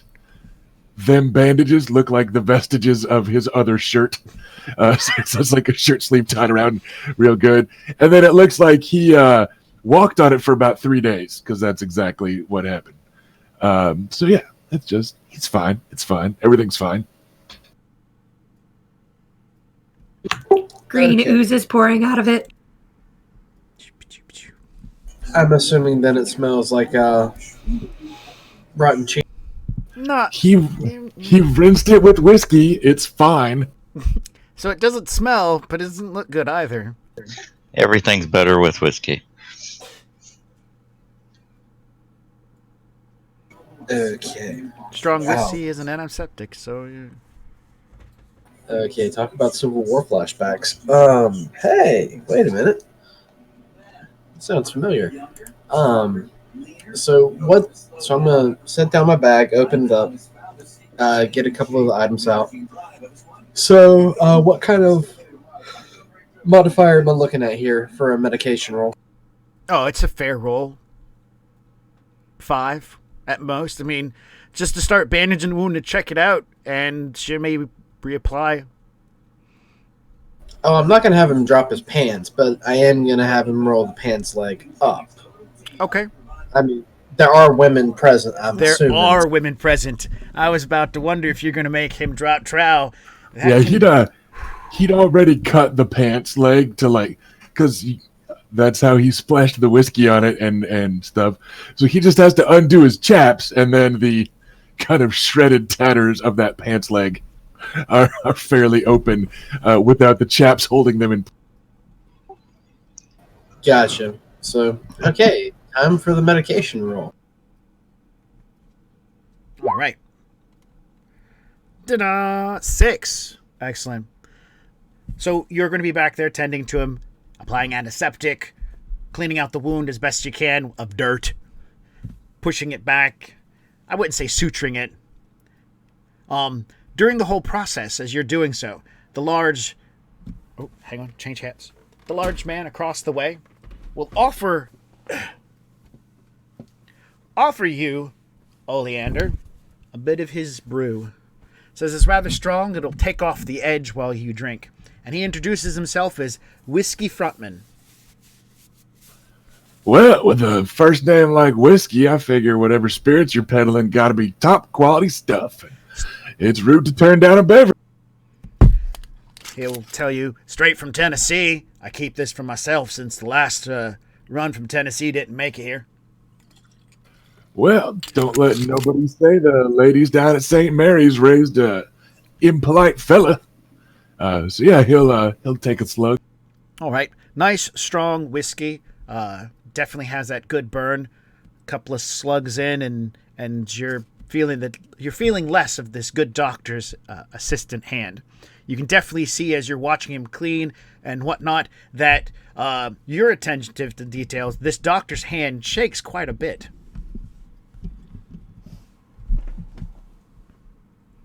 It's fair. We're on a moving train car and stuff. He won't hold anything against it. Good deal, good deal. All right. So the train begins moving off into the early morning, the mid-morning, and the conductor begins walking up and down, asking to see people's tickets, and you get a chance to engage and mill about. We're going to move to the front car, where Miss Anne McDade is having an opportunity to get introduced to one of the other fellow travelers, a Pinkerton from out east. So you found yourself in one of the rooms. So this car has, they're just dividers from the hall and dividers from each other. And there are benches that have mattresses that fold down from the back wall. And so it tumbles up onto a bed, and it's kind of small. You get a chance to kind of meet with your other cabin mates who are one is a banker heading to Dodge City, and the other is his esteemed accountant, a smaller man. And so their conversations mostly revolve around money. The banker, on the other hand, has been rather sweet already to you at least twice, offering you a drink of his personal flask or the opportunity to share dinner with him when the dinner comes around and stuff like that, since he paid for a larger meal. While waiting in the room and enjoying the company as the train's been moving along, there's a knock at the door. And a rather pale individual, the ginger, you probably saw him on the platform, leans in and greets everyone. Greetings, everyone. One just making a couple rounds to say hello to people. He steps in and extends his hand first to you, being more of a gentleman, and says, Dr. Walter, Pinkerton Detective. I extend my hand and say, Anna McDade, love the hair, and kind of gesture to my own red. He gives a nod, Scottish, and you? More on the Irish side. He smiles, turns to the banker and extends a hand, who he says that his name is, I don't have one. My little fake name generator just glitched out of me. Terrible internet. Bradley. Twitch. I was just gonna say throw it to Twitch. Ooh, good call. Let's definitely get Twitch involved in this. Let's find out what the banker's name is, because he's going to have a couple of showcases on this train ride. This game is a train ride. Ha ha ha. Puns.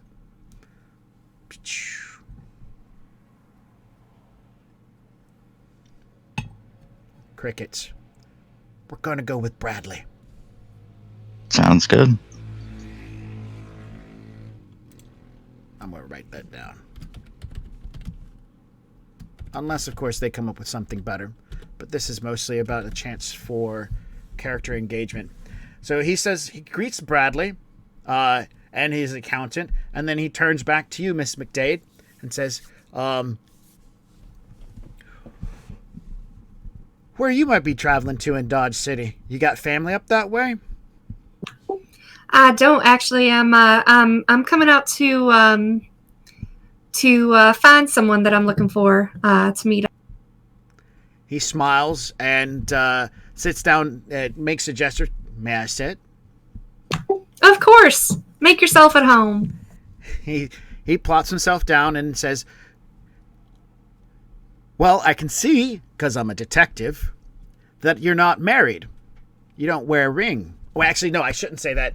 I should ask, do you still wear your wedding band? I do not, because it's an identifier, so.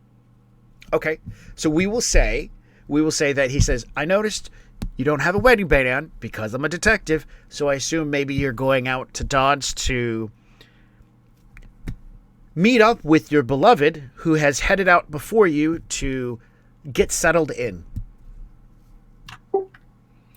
Why, those detecting skills, where you learn that kind of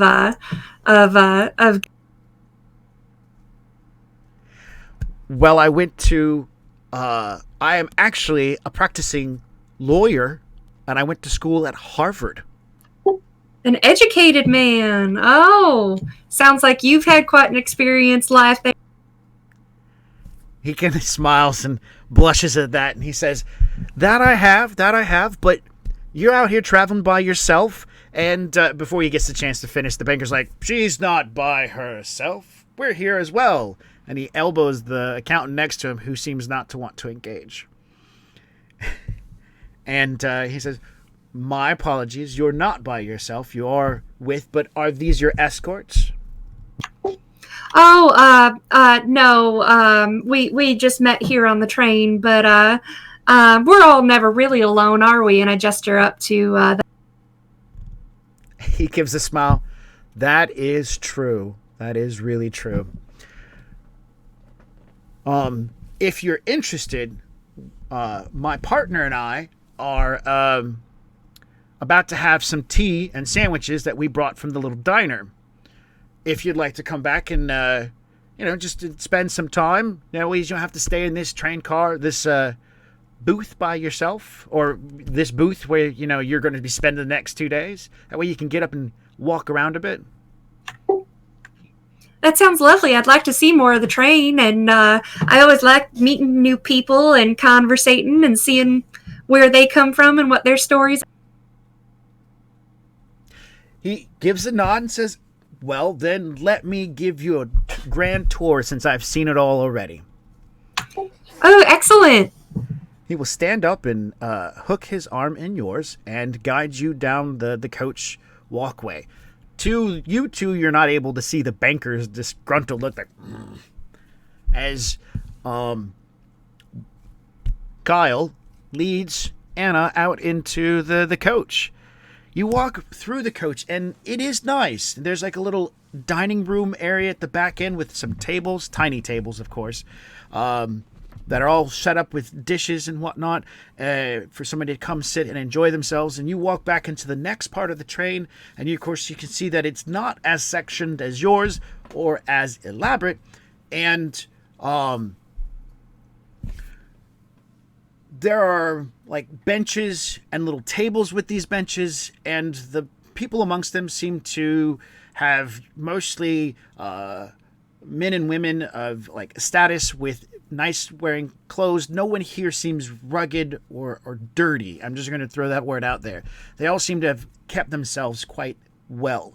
And that seems to be the majority of the car. And he walks by, and since he's had a chance to say hello and see everybody, he points out names. That's so-and-so. They're doing this. And he seems to have already socialized with a number of people to have an understanding who they are. And they either acknowledge him or ignore him. And you walk back to the next car, to where the lesser fortunate individuals, well, not the next car, but the next two cars, but the lesser fortunate individuals who have congregated.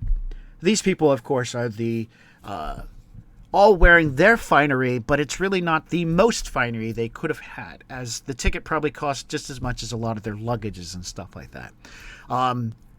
Everybody in this car seems to be kind of minding their own business, but you can see farther down the way a gentleman who, you see a cluster of individuals sitting around near about the midpoint of the car.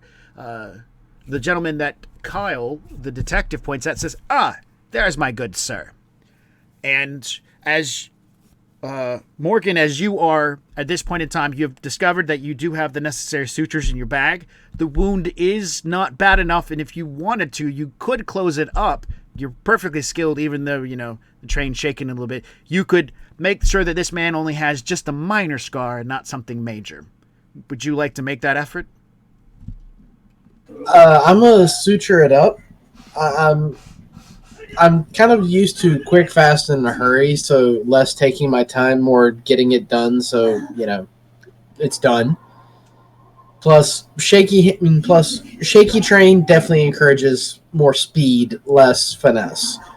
So it's kind of one of those, I'm not even paying attention. It's just like, okay, time to get this done.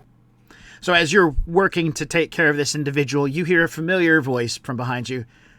Ah, Maury, there you are. GM, that was beautifully timed. I had to stop a spit take for a second.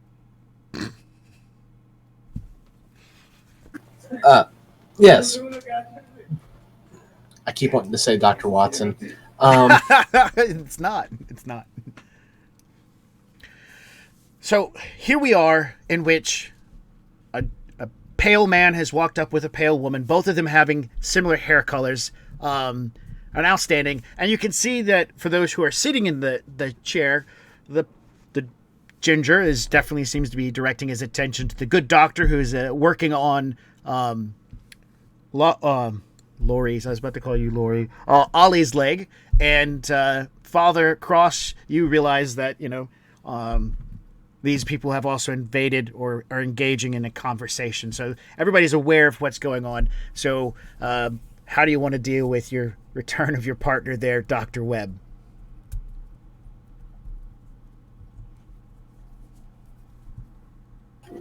Okay, I swear you're gone for 2 seconds and suddenly you come back with someone who could pass for your sibling. Okay, that or the rum is certainly taking effect, and that is not a good thing. Now, He goes, this is not my sibling, but she is a close sibling because she comes from Ireland. This is Anne McDade, and she is also traveling with us to Dodge City. Of course she would be. How else would she be on this train? So good to meet so many people. Hi. And he reaches past you, Dr. Webb, to Ollie and extends a hand. Dr. Walter. Yeah, howdy.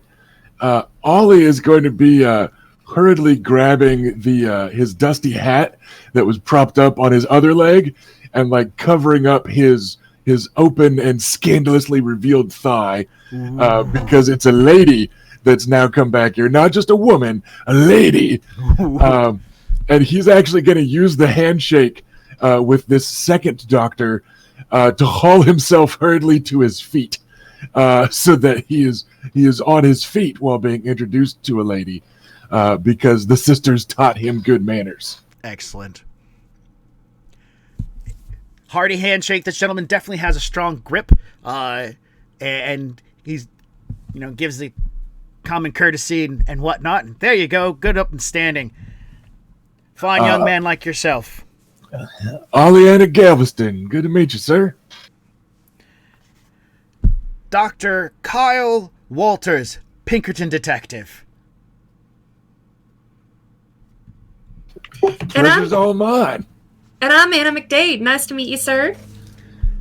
Ma'am? Morgan's he's gone from trying to focus to just like defeat, like, why does it, and mutters under his breath, why does he have to tell everybody we meet?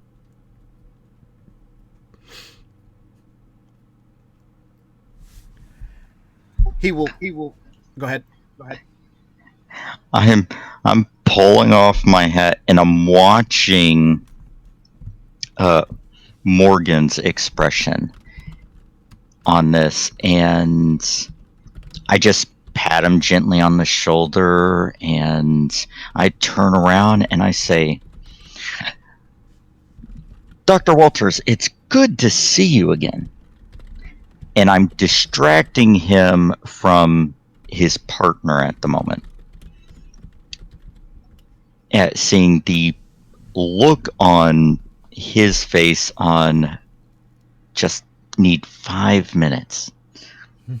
So I'll give him that 5 minutes, and then I turn and I give a nod of my head with the slightest bow up my waist, and I say, "A pleasure to meet you, Father Samuel Cross." Greetings, Father. Hi there. A pleasure to formally introduce. I say exactly as I finish the stitching on Ollie's leg. From behind a cowboy hat. Are you hurt? Oh, no, ma'am. It was just a graze. Well, I wish you a speedy recovery. Oh, thank you, ma'am. The doctor here's already seen to it. Sure, I'll be right as rain in no time. Up closer, but especially the doctor that's been working on his leg, everybody notices he's got a 2-gun rig on his waist. One of them is not like the other. One of the guns is a perfectly serviceable revolver that looks in pretty good shape, but the other is a very fancy shooting iron.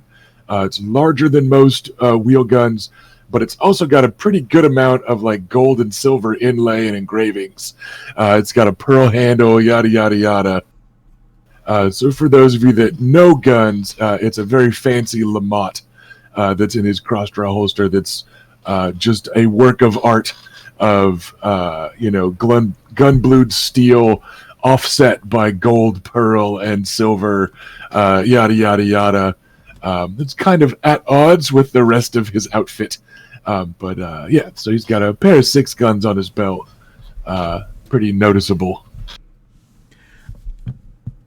I would say, yeah, that's definitely something that a trained gunsman would notice, but I'm not sure, and I'm speaking for the NPCs nearby, that anybody else would notice, but maybe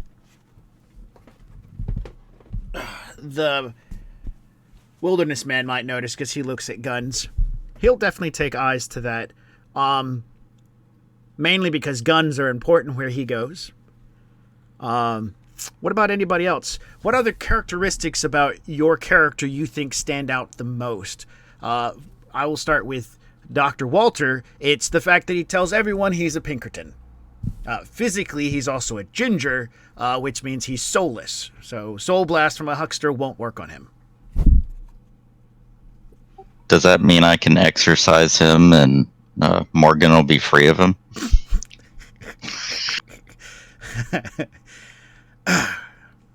So, what would be the best description? What would stand out the most about Dr. Webb?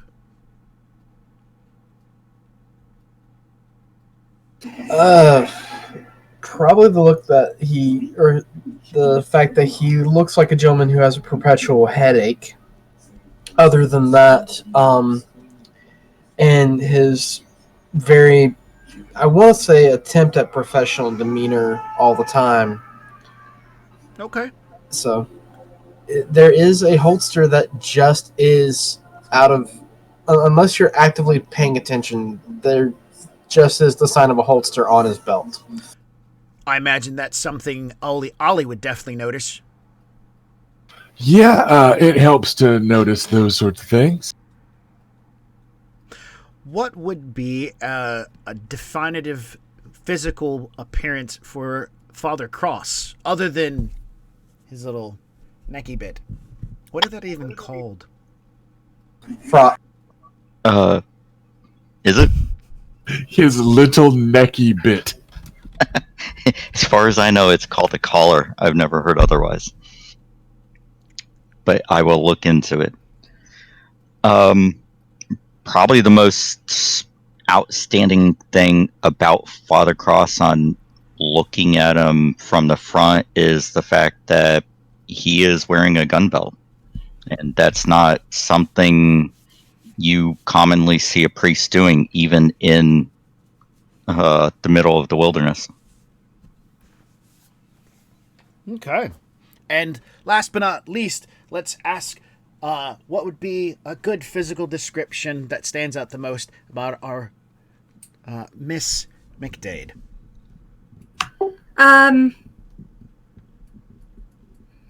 She's definitely not got, like, from what you can see, there's no weapons on her or anything like that. She does have a rather, like, large metal or leather pouch around her neck that, like, she almost wears like a necklace. And then her violin case it looks pretty much like what she's got on her. Excellent.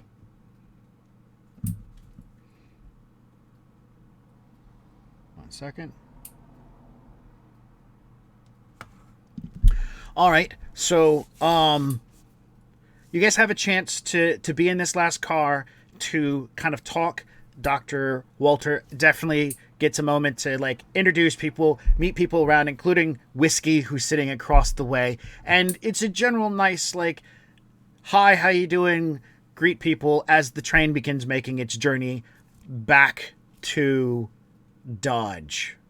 We're gonna, and you guys will get a chance to, when we come back, to kind of have some more placement as we move more into the story and start asking questions and so on and so forth. And we will be taking a short break, which should last to about 10 minutes. We might be back before that. So, see you guys in 10.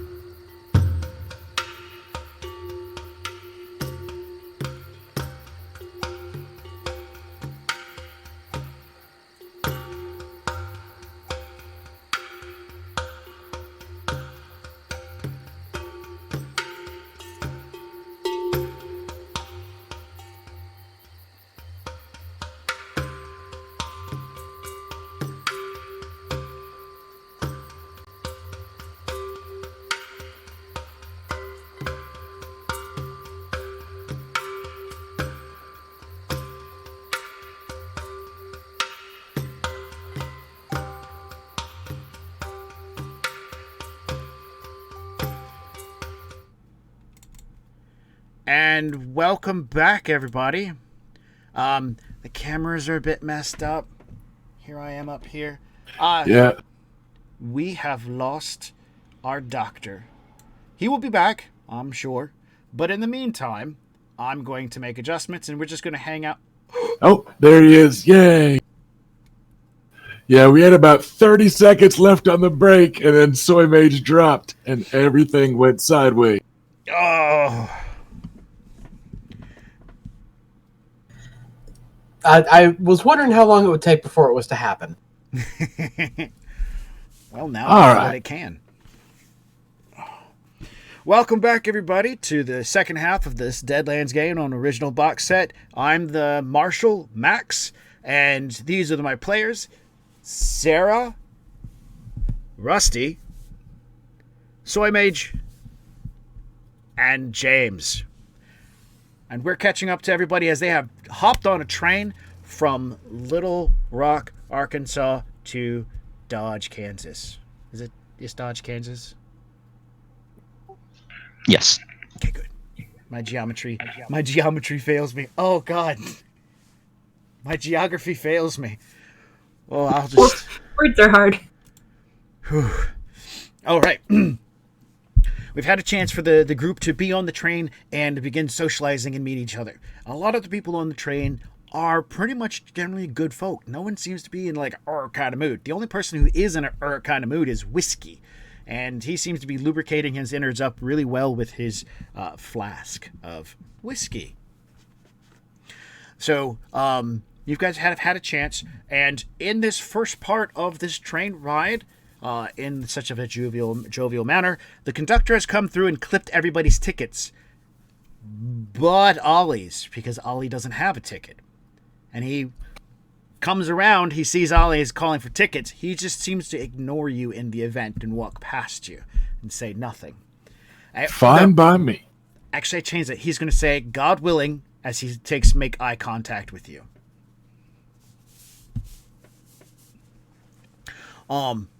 So the back of the train car where Ollie and Father Cross are at, or are supposed to be, you find that people, by the way, don't technically stay on the train car. There's a total of 4 cars with people in it. The coach, the 2 middle ones, which are more like business, and then this back end one, which is one of the larger cars. It was an old storage car that's been modified, where you folk are hanging up. People are moving back and forth and hanging out. And one of the gentlemen who were back here, a cowpoke, has made his way up into the business section and found himself an empty bench to sit on. Not a big deal, giving people a little bit more room to spread out. A poker game has picked up in the back car. And while it got started, the comment was, we're in Arkansas, poker ain't illegal. This game is legit. We have put your money on the table kind of scenario. Other people about are walking around, just being generally friendly. There are a bit of kids running around, playing with toys like tops and stuff like that. Let's see. There was the rabbi who got on as well, and he's up in coach. So, if anybody wants to go get their chance to speak with a Jewish Orthodox individual, that's cool. We can definitely role play through that. But we're going to give an option of engaging people for a particular task. These tasks will be related to dice rolls of some type. And as in the break, Rusty was speaking to me directly about some stuff. This is that actual starting point. You got a chance for doing some gambling, as well as carousing with other individuals to meet people and engage. And this is also an opportunity for us to take a look and utilize the dice rolling system and make sure we have a good understanding of how the mechanic of the game works. So, since Rusty has got an idea what he's interested in doing, I will start with him. Well, Ollie's plan to kill the time, because we got like 2.5 days, and because some fine fellows already gathered around a deck of cards and a rough-hewn table, he's gonna try and go make some money playing poker. Excellent. Who else is up to making some money gambling? Doctor? No, thank you. Well, your partner will be. Miss McDade? I might watch and add in my 2 cents when I can, but Well, it is a mostly 2 cent ante. Dad jokes. I hate you a little bit right now, but no, I think it's just the social element for. Excellent. Father Cross, you want to get into some of the good old sinful spirit and jump into a game of cards? For this first set of games, I will not. I will actually be wandering up and down the train and take Dr. Walter's initial initiative by seeing how everyone's doing. Excellent. That would be persuasion rolls and stuff like that. So let's start with some gambling. For those of you who are watching, there's nothing much more you can do except not help somebody cheat, and because people do have guns on here. The people who are engaging in this small poker game is going to be some cowpokes near the back, and the accountant from up in the front car, somebody with money.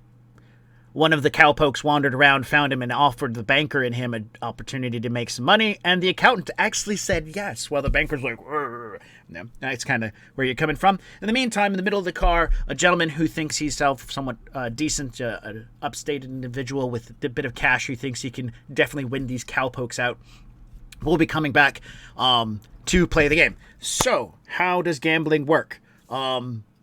Pretty much, it is a comparison of dice rolls over an extended period of time to represent how much you win or how much you lose. Since the ante is 2 cents and everything is going to be done in change in dollars, the 4 players that we have, which are going to be the accountant, Ollie, the gentleman, and the cowpoke, will all make their dice roll, and then we will compare the amount of raises that they get. The one with the least amount is pretty much the loser. We compare that to the highest amount, and then we compare the other 2 in the middle. So Ollie wants to always be one of the 2 highest rollers, so he's constantly making money. Sounds good. Also, I'm cheating. It's fancy fellas in suits and Pinkertons and such, so I'm not going to feel bad. And also, I have $1.06 to my name. So, desperate times, desperate measures. I'm going to actually add a layer of die rolling and card drawing onto this because I have a hex slinger trick. Tricks are almost like a cantrip in like D&D terms, in that they are weaker than full hex slinger spells, so the mechanics are a little bit different. But I've got a trick called Envision that gives me mild X-ray vision, that just lets me look through like one layer of a thing, and they specifically say like you can look through a card and see the other side of it, which isn't exactly how X-ray vision works, but the only mechanical benefit that they write into Envision is if you use it, you get a +5 on gambling rolls. So I'm going to use that to keep an eye on what some of my opponents have, and give myself a bit of an edge in this. Ollie still isn't like an expert card sharp here, but he just wants to kind of make enough money to buy a meal or something, and I think he'll be good enough for that. So I'm going to start by using my trick, which is a whole different mechanic than a normal skill roll or actually casting a hex. I roll my attribute against difficulty 5, and for each success, I get to draw a card. If I draw any red cards, the trick works. So it's kind of a weird little, way easier than a real spell mechanic. So I've got to do that real quick. And we're going to transition over. I apologize. I didn't mean to cut in on you. No problem. I'm going to transition us over to the Roll20 so we can see some cards. There we go. Man, I am still surprised that little click window works so well. So, as you can see, we're now on this screen, and we have 3 decks of cards to one side, as well as those little chippies. The cards that he is going to be utilizing are the ones with the skull with a cowboy hat on. And that's where he's going to be doing his dice rolling and card pulling from. So, he makes his dice roll like he did, as you can see up here. Got an 11, which means he makes his success, and then it's every 5 is a raise, right? I believe so, yep. Let me check my specialized little Yes, page. it is. Excellent, every 5. Good deal. So I got my success. I got 1 full raise, so I get to draw 2 cards. And let's see if I get a red. Okay. Now what he's going to do is he's going to draw his cards, and they're going to appear down here on his icon. And then he doesn't have to hide them from anyone. He's just going to lay them out. Sometimes during the game, they have to be hidden. Now, as you guys are watching the stream I'm going to zoom the vision over to here. And I laid them out on my end on Roll20. I don't see them showing up yet on Twitch. Nope, there we go. I just had to do some adjusting. And there we go. He got 2 red cards. What does that mean for you, Rusty? Nothing major. It just, if I draw any red cards, the trick succeeds.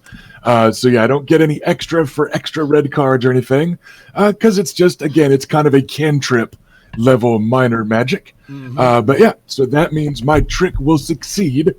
And in the abstract, while we are playing cards, I'll be able to kind of see what my opponents have, and that's going to give me a bit of an edge. Yeah. Alrighty then. So they have some pre-gens in the book that I'm going to pull out real quick for the purpose of having other people's skill ratings. And for Ollie's part, as he approaches the table, he's going to make a big show of like rolling up his sleeves, partially because it's probably a little warm and stuffy in this train car, but also it's the polite thing to do before playing some cards.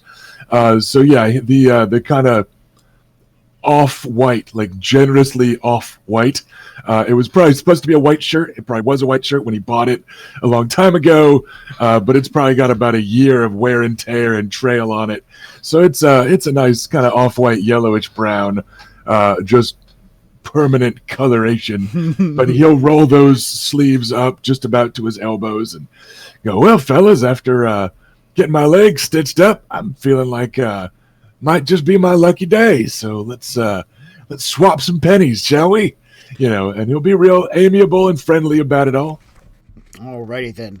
I'm going to use the Pinkerton stats that are listed in the book, and I will refer to James. From the rules, it says that if somebody defaults on a skill to their stat, they take a -4, correct? Yes. Excellent. All right, so we know that the Pinkerton probably shouldn't be sitting at this table because I had to ask that question. All right, so we're going to do 5 player. We're going to do 5 players so that there's a chance for a middle guy to get nothing. I'm going to go over them. Pinkerton, Accountant, Ollie, Cowpoke, and I done lost the last one. I think it was just another cowpoke, wasn't it? Accountant and the banker. No, the both bankers. in it. We're just gonna. There we go. No, is the dandy from the middle car. Dandy. Got it. Right. That's it. Alrighty then. So we're gonna do We're gonna do dice rolls. I'm gonna do dice rolls. Rusty's gonna do dice rolls, and it's just gonna take a moment for us to see how everything goes, and then we compare some numbers, and we'll kind of give a description of how that all works out. All right, Rusty. Let's start off with you. Well, that is a fantastic roll. A 6, the absolute worst I could manage. Oh my goodness! Now we have chips. Yep. I don't think I'm going to worry about it for this. I don't necessarily want to dabble with chips in a 2-penny anti-card game. Fair enough. All right, so now it's my turn, and so I go /roll. All right, so let's see. We're gonna do the Pinkerton. And gambling is based off of smarts. Correct. That's correct. It is the smarts skill. And he has a whopping 3d6. And then we put the little exclamation points, the K, the number 1, and a -4. And hit the go button. Oh, it didn't work. I would say just do it without the -4, and then just remember you gotta pull 4 off of it. I put a period after the slash. I think that's the problem. There we go. Yeah. I did make a mistake. So he gets a -1. So right now, Ollie's looking pretty good. So far. We're going to slide over to the saloon girl, which represents the accountant. And for the record, everybody, that was a 1 on a D10 that I rolled. So, like, could have been a whole lot better. All right, so here's the accountant's roll. Why don't you recognize it? Oh, I see what I did again. I did it again, people. I wrote it with the period. I apologize. Keep trying to make proper sentences out of Roll20 code. I am, and that's my problem, because I'm not a coder. There we go. There's the accountant's roll. Jesus. Yeah, good for him. All right. Now we're going to do the dandy's roll. And he himself, as well, is defaulting it. Is the accountant not defaulting? No. Okay, I figured it was worth checking. That's fine. Yep. That's why he was all eager for the chance to jump in on the game.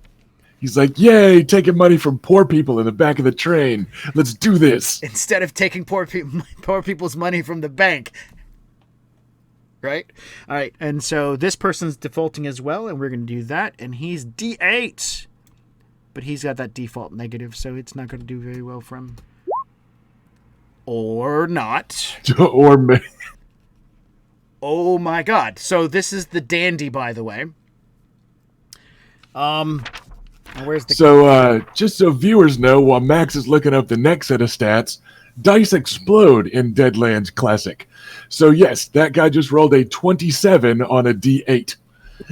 Because you just you roll it again. So, yeah, that defaulting penalty doesn't hurt too bad if you roll a 27 on a D8. All right. I don't think Ollie's getting any money on this train ride. Well, I mean, it's this is day 1 of the ride. That's right. And he can always fall back on try to gunsmith for like a bit. So he'll make a few pennies or whatever. All right, the cowpoke is also not defaulting, but the cowpoke isn't as skilled as the accountant or as lucky as the dandy. So the cowpoke is actually just rolling 2d6. That's all he's got going for him. And oh dear God. So let's look at this. Starting off, the bottom of the list is the... let's see, who got the -1? It was the Pinkerton. The Pinkerton. So he got a -1. He actually fails, and we compare that to the highest roll. The highest roll is a 23. It's a 5 for the skill test, and then every 5 after that is a raise. So if you divide that number by 5, we get 4. So he got a success plus 3 raises. So his magic number is 4. We look at the next person in line who got a 20. He has also got a 4. Then we next select person in line. He got a 13, which is 2. And then we look at Ollie, who got 1. And then we look at the last guy who got nothing. He critically glitched. He basically failed to even succeed at a success or getting any other good rolls. So how does that weigh up? He got a 0. So the 0 is compared to the highest number, which is 4 times. We said it was a 2-cent ante. So the good accountant walks away with 8 cents, and it comes directly from the Pinkerton. The Pinkerton loses 8 cents. Straight from his pocket. Oh, the terror. Well, this is the beginning, right? So we see how this works out. The next 2 in line are Ollie and the dandy. The dandy No, sorry, the Ollie and the Cowpoke. The Cowpoke made 4, and Ollie made 1. So the Cowpoke gets 8 cents from the games, and Ollie loses 2 cents. Alrighty. Updating my sheet right now. So Ollie, in that period of time, which this is roughly about 3 hours worth of gameplay, loses in total 3 cents, while the did I get that right? What's the difference? I think the 13 was the accountant, or was this? Well, the 23 was the accountant. The 13 was. No, the 13 was the accountant because he was the one that was excited for the game. Oh yes. Yeah, the 23 was the breaking dandy. lucky from the dandy, who was just like, I think this is good with like royal flushes or something. Twice in a row. Yeah. And then finally, the Cowpoke actually pulled out some decent cards. And you had a chance to watch. Nobody was cheating because you would have been able to see, like, hey, you didn't have that card a minute ago. Which, you feel... a couple pennies are lost. And I want to double check. I want to say it only lasts for about an hour, but maybe 3 hours. Here's the information. Each roll is an hour. So that's an hour's worth of play, of good gambling, and good laughter amongst friends. No one actually walks away angry because they're getting completely robbed. It's just pennies, nickels, and dimes that are being tossed up. In that time, let's see. The father, you were walking to go see and socialize, right? Yes, I'm just making my way up and through the cars, just seeing how everyone's doing, even saying hi to the rabbi, a fellow member of the cloth. Okay. And you're walking with not Mr. Walters, but by yourself? Yes. Okay. And so you want to just get a feel for the people in the car and just socialize? Yes, I do. Excellent. So this is a scrutinized roll because you're getting a feel for the people. And this is a persuasion. Where's persuasion at? Oh, I don't see it. Persuasion is under mean. Somehow, on my list that I made, I do not have persuasion written down. I will keep that in mind and re-modify. Oh, there it is. Right there. Okay. Adding it.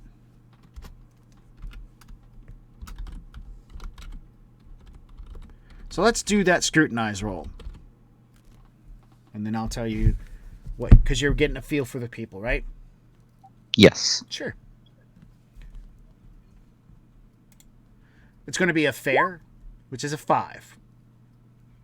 And I received a 6. All right. After walking the crew, walking the line of cars and getting a chance to meet people, the only real resistance you get is the attendant in the coach car giving you the look like you shouldn't be here, but then doesn't stop you because he sees the collar. Of everybody on the car, you get a really good feeling and a chance to talk to them. Lots of kids, people we're happy and excited about for their journey and stuff like that. The banker is probably the only person that right off the bat, you get that vibe, man, you are a definite sinner. I can see it in your face. You wear sin everywhere you go. Robbing poor people and stuff like that. Truthfully, it's the accountant back there who's robbing people. I lost things. I found the cord to my headset by accident. And I just killed my spotlight. Wonderful. You okay? Yeah, I'm fine. Thank you, love. I got all excited in the moment and I stabbed my headset cord. And somehow, in the process of stabbing them, they tied. Look at this. Earbud maneuver. How the hell? Nicely done. Everybody knows that earbuds can tie themselves up. Weird flex, but okay. All right. What was I saying? Banker wears sin on his face. So other than the banker, who is pretty much self-describing as the, who you think is one of the more nefarious individuals, Whiskey is Whiskey and one of the cowpokes also kind of come off with the vibe of, why are you looking at me? While everyone else that you speak to and say hello to generally greet you nicely and show you no level of ill. The cowpoke from the back, who's not involved in the card game, a black man riding with the rest of the cowpokes, just kind of gives you a look and then goes about his, just sitting in the car holding his bag. And Whiskey, of course, when you get nearby, just stares at you and growls, maybe even spits on the floor. Which you know, if the conductor saw him spitting on the floor, he could get in trouble. Yes, but I'm not the type to go running off and tattling on anybody unnecessarily. Of course, I understand that. I will just, keep on about my business, just pretty much letting people on the train know that if they do need the services of a priest, there is one nearby. Okay. All right. And Dr. Webb, what were you going to be doing? Part of Webb's thought process is he kind of wants to go back to sleep, but he feels that's not possible. The other option, however, is perhaps to go and start kind of roaming up and down the cars, kind of getting a feel for everybody there. Mm-hmm. He's not necessarily looking for anybody or anyone in particular, but kind of getting an eye for everyone. So he's like, this is kind of how the train's going to go for about the trip's going to go for the next day and a half. Of course, right. Understandable. You two can make a scrutinize roll, just like the good father has. However, I do not have scrutinize, So you default to your stat cognition, and you're going to suffer a -4 penalty. So I'm -4.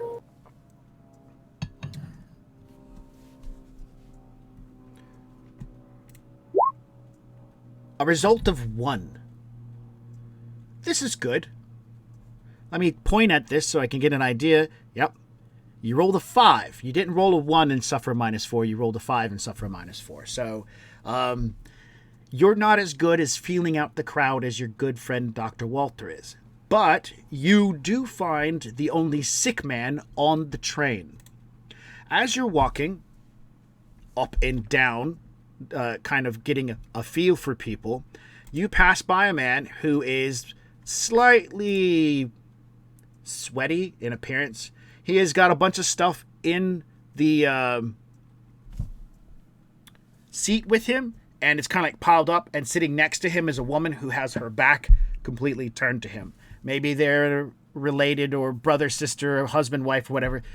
Then you realize, wait, I've got to look for a ring. That's what he does. And you don't see a ring on his hand, but you do see a ring on her hand. And she's got a tissue over her mouth, a napkin over her mouth, and he is leaning up against the wall.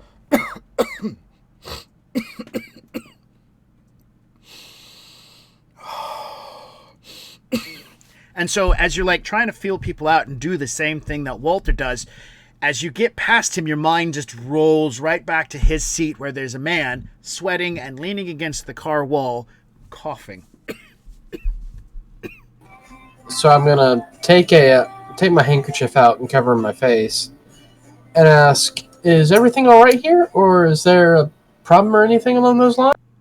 And this is in one of the middle cars, so as soon as you start talking, the woman looks to you to try to get affirmation, are you speaking to her? Seeing who you are talking to, she immediately gets up and steps away to get out of the way, because the confines between the seats. The man just raises a hand and waves it towards you, almost trying to like push you away. No, I'm fine. It's just a bit under the weather. I had too much whiskey last night. You can make a medicine roll and a scrutinize to determine, well, medicine roll to know exactly what's going on, and a scrutinize to tell whether he's telling the truth or not. But a medicine roll will cut all those in half, because you'll be able to tell, nah, you're sick, buddy, or not. Now, it's a fair roll. I do believe fair is a good assumption for this one. I would say foolproof, so you're looking for a 3. and got a 7. Excellent. Yeah, this man might have a flu or the cold or something worse, but he also might just be starting in the first part of it. You know that a bit of water, good fresh air, and him not coughing on everybody would be a good idea. The confinements of the car, on the other hand, say differently. The windows are all up still, they haven't been brought down, and when they do get brought down, it's just going to cause all his hacking and coughing to help spread what he's got. Germology, or the knowledge of germs, is what it would be referred to, or, because we have different pathology understandings, is kind of known. Pasteur is around this time, so someone coughing on someone else is definitely like a no kind of scenario.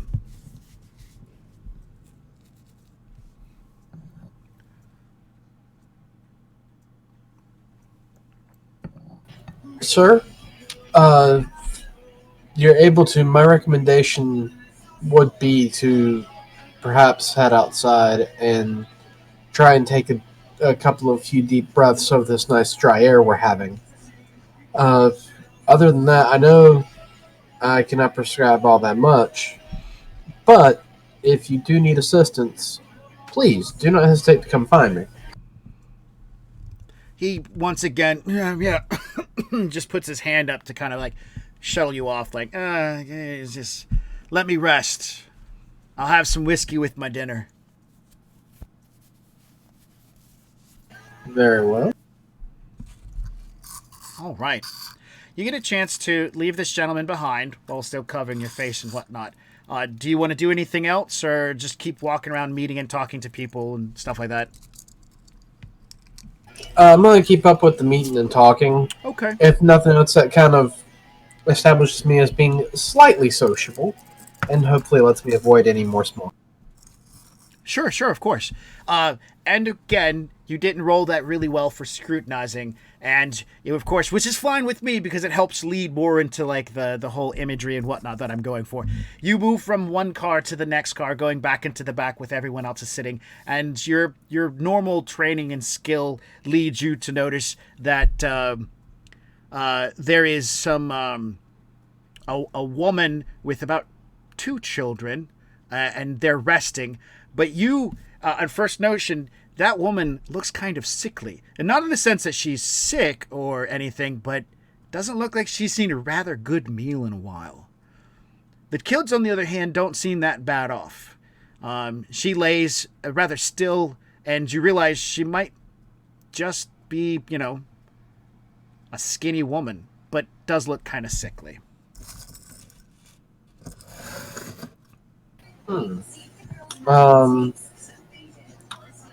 And yeah, I'm going to go over and I'll mainly just do a basic medicine check just to kind of see what she's showing, and then if she's like, I'm just going to do like a cursory glance over. Yeah. So not a detailed like focused like that way someone's knowing, hey, what's going on. It's more like aha. All right. Well, she looks thin and frail. We're going to go off the medicine roll you just did. She looks thin and frail, and you think you see, like, the beginning signs of scurvy.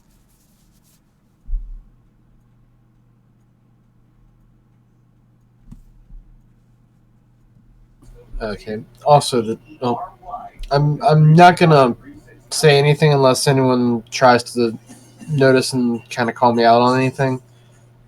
But mentally, I am making a note of that one. Probably could use some more citrus-based fruit and fruits in her diet. Right. Although, given where we are, that's going to be extremely. Fair enough. But you keep it in your mind. You're just like, that's not okay. I need to, because your doctor skills kick in. You're like, I can help that person. I know how to help that person. All right. Anne, you were just watching the card game. Am I correct? Yeah, I break out the violin and play while I kind of watch and give some ambiance to the. Very nice.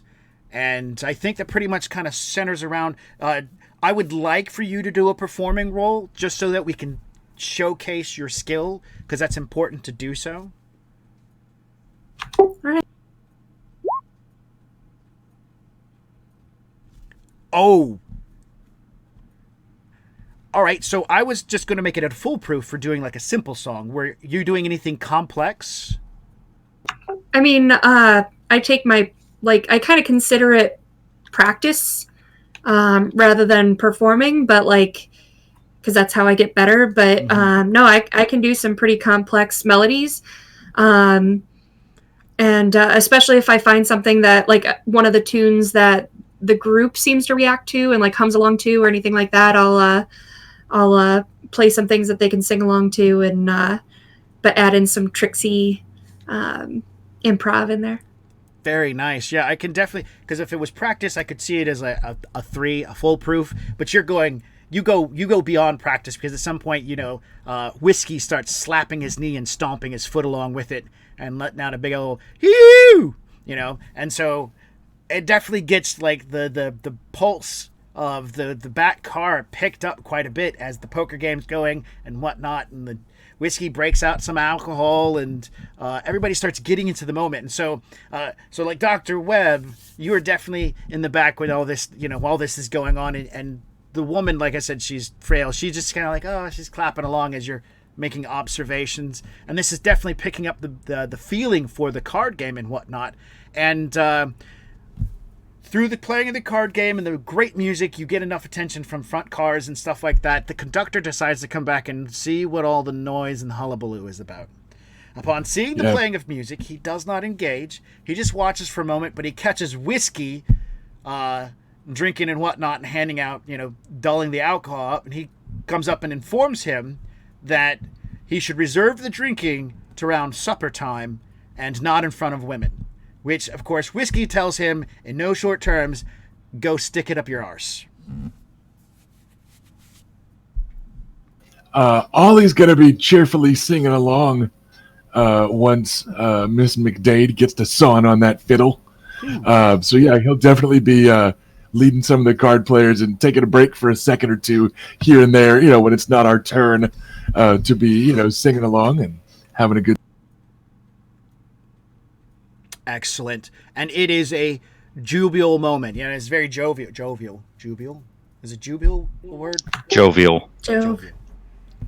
I like making up words.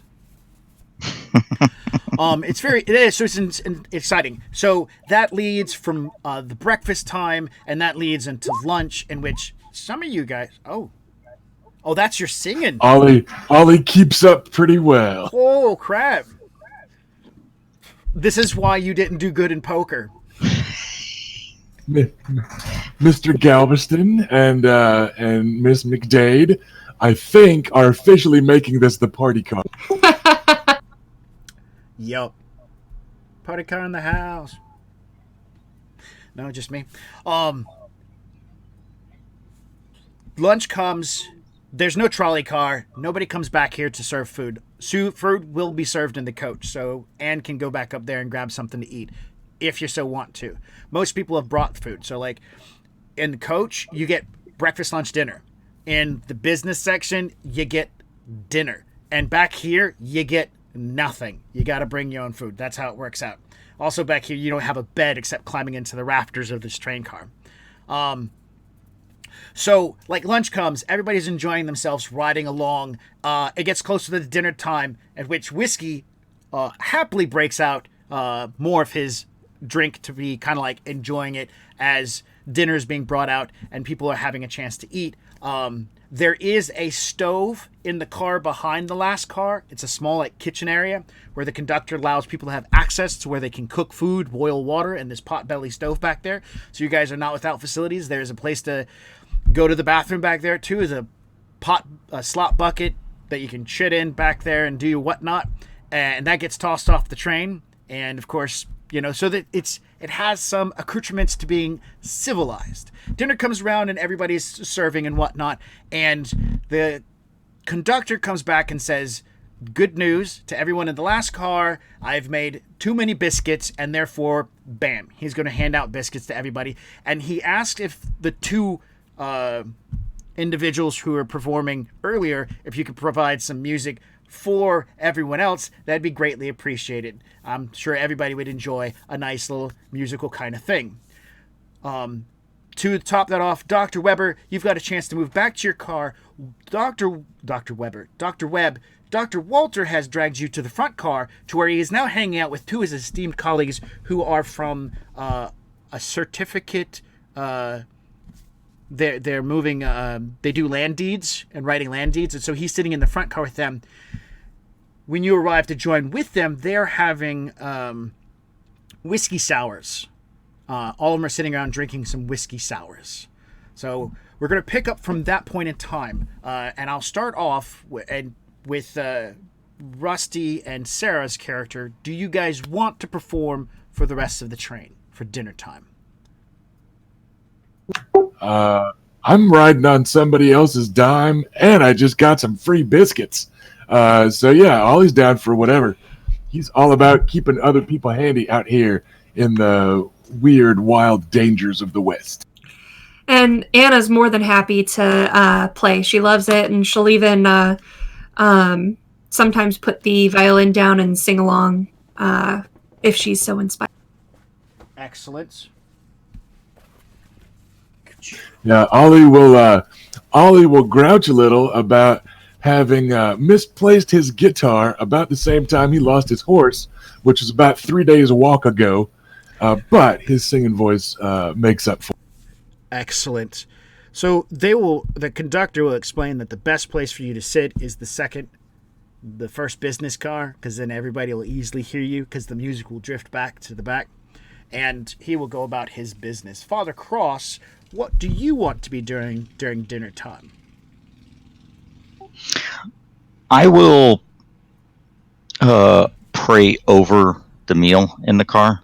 Ooh, yeah. I know, much to the chagrin of a few people, but I will offer my blessings to the meal, and when he starts breaking out the extra biscuits, I will decline mine and allow a child or someone that looks like they could use it more than me. Okay. Excellent. I love it. It's very, very stoic of you. Dr. Webb, you have gathered with these other individuals in the coach car to have a sit down, and your good friend Dr. Walter has gone ahead and got you a whiskey sour to go along with the potato and bit of pork that's going to be coming. This looks like we're gonna have a good meal then. Excellent. So, Make a search roll.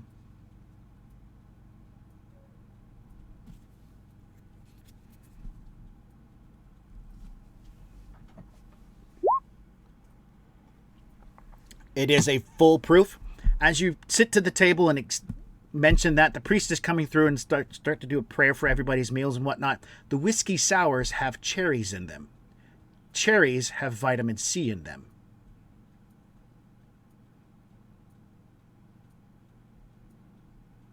well, time to be a horrible person, and as a good doctor, recommend alcoholism to a woman in another. Well, technically no, because if they can make whiskey sours and they have enough cherries for cherry bits for all this, they probably have more cherries somewhere on the car. This is true. So, whenever the individual who is bringing all the food and drinks and everything, I will mention there is a lady in another car, and if they will fix her a couple of glasses of juice, that should assist her in some way. The conductor, who is the one serving and doing all this work, just kind of gives a nod, says, those cherries cost money, and said turning them into juice is not a free thing. I'm sorry, I can't help you. Unless you decide to make like an overall or a persuasion roll or something. Being a good doctor doesn't make the conductor toss out some cherries for some poor soul. I was figuring there would be a cost to them. That was how I was thinking. Sure. He'll charge you 50 cents for a glass of juice for the fine woman. Alrighty, 50 cents it is. All right. Other than persuasion and overall, you can always just pay for everything. All right. You will receive, at the end of the game session, an extra bounty chip for doing the good thing and the right thing for that, by the way. That was like a small little side thing for your doctorness. During dinner, you guys are performing. You have a chance to eat, which will be coming up after dinner. And you guys are moving through the different cars and singing and making noise. Father Cross, you have made your way back to your chair as you've sat down to eat meals. And I need everyone to make... Oh... Was it scrutinize? I do believe it's just a cognition check. Let me check real quick. Push that button. Passive perception would be scrutinized unless someone's trying to sneak past, and that will be search. It is a cognition check for everyone to notice a sound. Above the sound of music, eating, and the train. We're going to make this kind of hard, and we will set this at... an onerous 7. All right. That's an 11 for me.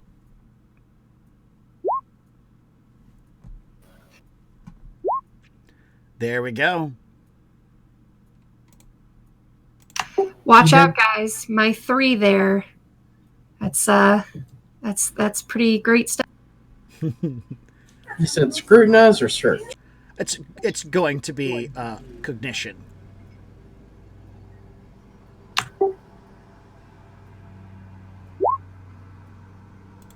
I think I got that right. You did. You got it. All right. Ollie, Father Cross, and Whiskey are the 3 that notice it. While you're singing, a sound pierces the dying light of the day. You know, it's dinner time, the sun's setting, and you hear a sound from outside the train. Not one that the train would make. And it's higher than your voice, or at least it sounds higher than your voice. And you catch it. So you're singing, you're like, was that me? What was that? What was that? You know, it's in your head right now. It's playing around. It's bouncing in there going, something just happened. Father Cross, you as well heard the same sound going, what was that? And it came from outside. You're looking out the window in one direction, but realize it came from the other direction. And as you look, Whiskey, big old Whiskey, is looking at the window too, and he kind of leans back a little bit, and he grabs a hold of his rifle that's sitting nearby. If you guys take a moment and you look at the map, we're going to slide over to the map page real quick. I'm going to push the button and center everybody on Little Rock. There we go. The train kind of follows this river and cuts through for whatever reason. In fact, we can go down to the train lines. Here we go. Train lines. Everybody should now see Little Rock and this black line that will be running over a bridge at some point soon in the night. But for the most part, you guys are heading into this little blobby area right here. That's Indian territory. That's the Coyote Confederation. They are friendly to Southerners, for the most part. And you guys are riding on the Dixie Rail. They might not be friendly to the Dixie Rail, but you can't... Whiskey and Father Cross, you both heard what sounded like the cry of a dog soldier out in the plains around the train. It takes you a moment, Ollie, to realize what you heard, because you've heard it before the engines come storming down, and they come in fast. Bows and arrows, firing arrows into stuff. They have a tactic they use. You haven't really picked up on it. You've not been out in the field long enough. You've not been out west far enough to actually figure out how these engines fight. But they have a way to do it. They'll run in, they'll shoot a couple of times, then they'll run away. And they'll run in, they'll shoot a couple of times, and sometimes, while you're not watching, they'll sneak up behind you and slit your throat. And so that's what you hear. Over the sound of your voice, echoes outside the train. And in your mind, you're like, oh, was that me? What was that from? All right. How do you guys want to react? Since in the car I'm in, Whiskey and I seem to be the only one that have obviously noticed it. And everybody else is paying attention to the music. I'm going to be looking around outside the windows. Do I see which way they're coming from? That would be a scrutinize roll. Because you can hear it, but you don't have like where's it? Yeah, where's the camera?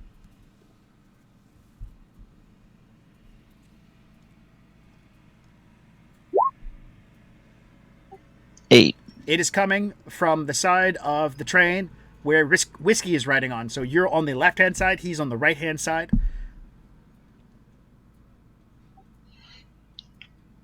All right. I'm actually going to get up and excuse myself, and I'm going to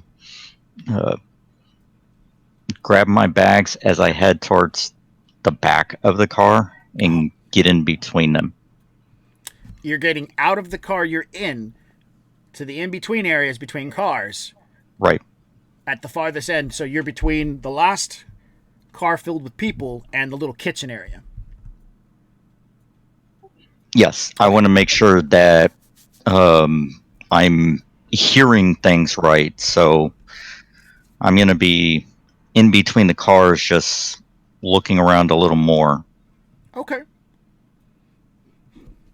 So you're outside and you have a different chance to get a perception on how things are going. I get it. All right.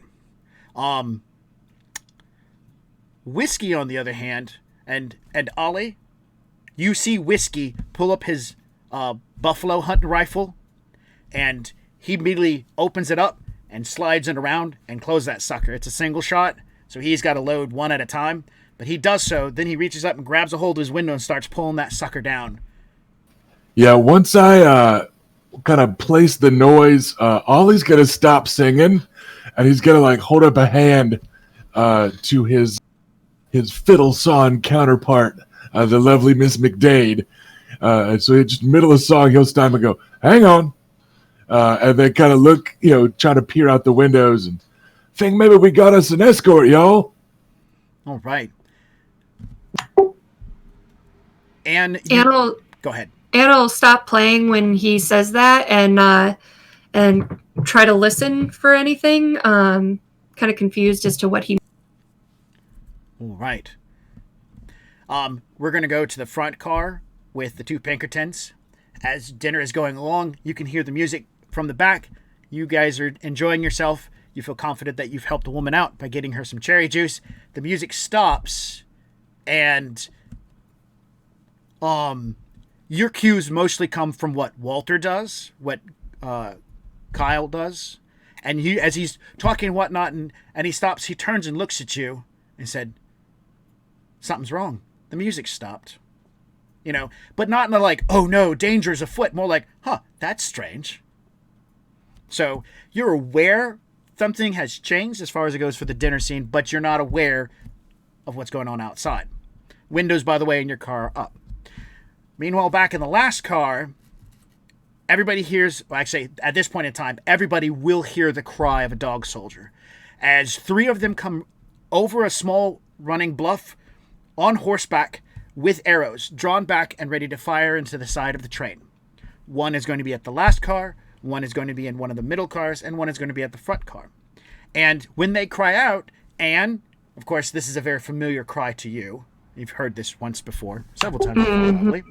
And they cry out and open fire into the train. Those of you who are aware can react, and we will do an initiative, but we will be doing that initiative next game session. The dog soldiers have arrived. They're attacking the train. They are not alone, by the way. Those who did make their cognition rolls will realize that they heard more than just 3 soldiers. Bum, bum, bum. Alrighty then. As we're coming to a wrap here, we're going to dish out some bounty and some extra chips and stuff like that. I was super excited you guys jumped into like a duo. And so that was like really cool. I'll let you guys draw from the hat and get a chip each. Bam. For helping the woman out with her issue and trying to help the dude out with his cough. you definitely get an extra bounty for that, Soy Mage. I'm really appreciated it. The father leaving the dinner by a prayer. You're definitely sticking to your role-playing aspect there. You get a chip from the hat, please. Bam. And pretty much everything started off on a really good foot. I loved the descriptions. You guys are definitely on top of things. I'm going to give everybody 2 bounty. So just to recap, everybody's getting 2 bounty except Soy Mage, who's getting 3. And everybody who was allowed to draw a chip, you can go do so now so that it's on the screen for the next time we meet back up in 2 weeks. So we draw, it's just fate point, draw 1 chip, right? Just draw 1 chip. Alrighty. Excellent. Alrighty then. I had a really good time. I'm like I said, I was super stoked about doing this when I mentioned it, Rusty. We were in a phone conversation. Me, Cassie, and Rusty were all talking Game Masters and stuff like that. This was on Shadowcasters. I was like, yeah, I've run Deadlands once before, and man, he was all like, hey. I am all about it. I've been playing some of the artwork that Max showed off on the break and stuff is from Doomtown, which was a spin-off card game of Deadlands. I just got into that this year. I'm working on a Weird West game for some buddies of ours, writing some timeline stuff. I'm working on my own non-Weird West game. I'm like, this is so up my alley right now. Let's do it. So yes. I've been raring to go since, pre-Gen Con, yes, when we were first talking about it. For months, I've been like, yeah, let's do this. Yeah, and it's happening. This is happening. And so I want to let you guys know that we're going to be sticking to this game for quite some time. I want to give a piece of historical reference for me. This was the hat I purchased when I was over in England, and I bought my first Deadland copy. This was the hat I put my chips into for the purpose of the game, because you put the chips into the hat, then you hold the hat up and the players dig through it to get their chips out. It was a lot of fun. And I brought it back to the States with me, and James was one of my players when I ran Deadlands here as well, and so he got to reach in the hat a couple of times. So this game is definitely a homecoming game for me. 20 years ago is the first time we started, nearly. I got to play a couple years ago, and I had our GM actually created all of our characters for us as ourselves, and then put us into the Deadlands world, almost like a dream sequence or something like that. And that was really cool to see how he perceived us and what our skills would be, and actually get to be ourselves in this Weird West. That was fun. Awesome. I've never done one of those games. Maybe one day I will do that. So I made you got anything to say as a parting before we hit the goodbye button? Other than I'm definitely looking forward to the next session. Hopefully my computer will behave. Hopefully. I gotta go check with my mad scientist about that. Nice. All right. Well, I want to thank everybody for joining us. I'm Max, the marshal of this Deadlands game, and we've had a wonderful time. Thank you for joining us on OBS, and keep in touch with us by going on to Original Box Set's website. And this is the promotional part. So just for everybody all the players who are like, hey, don't we get to do a promotional? Yeah, this is the part. I just forgot where my website's at. There it is. Copy, paste, bam. Go here. You can find the calendar. I actually keep up with it. It's pretty good. It's also got a lot of other content. You get to see what else we're doing here at Original Box Set. Bam. That's it for me. Rusty, what do you got? I hope that we see everybody back here in a couple of Sundays as we continue our Weird Western tales. But if you're looking for some fun geekery to do on the other Sundays, come watch us on the Shadowcasters Network, where Erica, who's been enjoying our chat with us, but she and I are in a Song of Ice and Fire game. So if you want to come back to Westeros, please join us there. So you guys, we can just hang out every single Sunday as far as I'm concerned. Awesome. Thanks for that share. And Sarah, do you have anything you want to pitch? Yeah, so I'm the owner of Rem Alternatives Productions, and we launched a Kickstarter this summer for Chicago Shadows, which is going to be a trailer for a web series that is cyberpunk fantasy in origin. So I'm going to drop in the link for our Facebook page so you can check us out. That links to our website as well.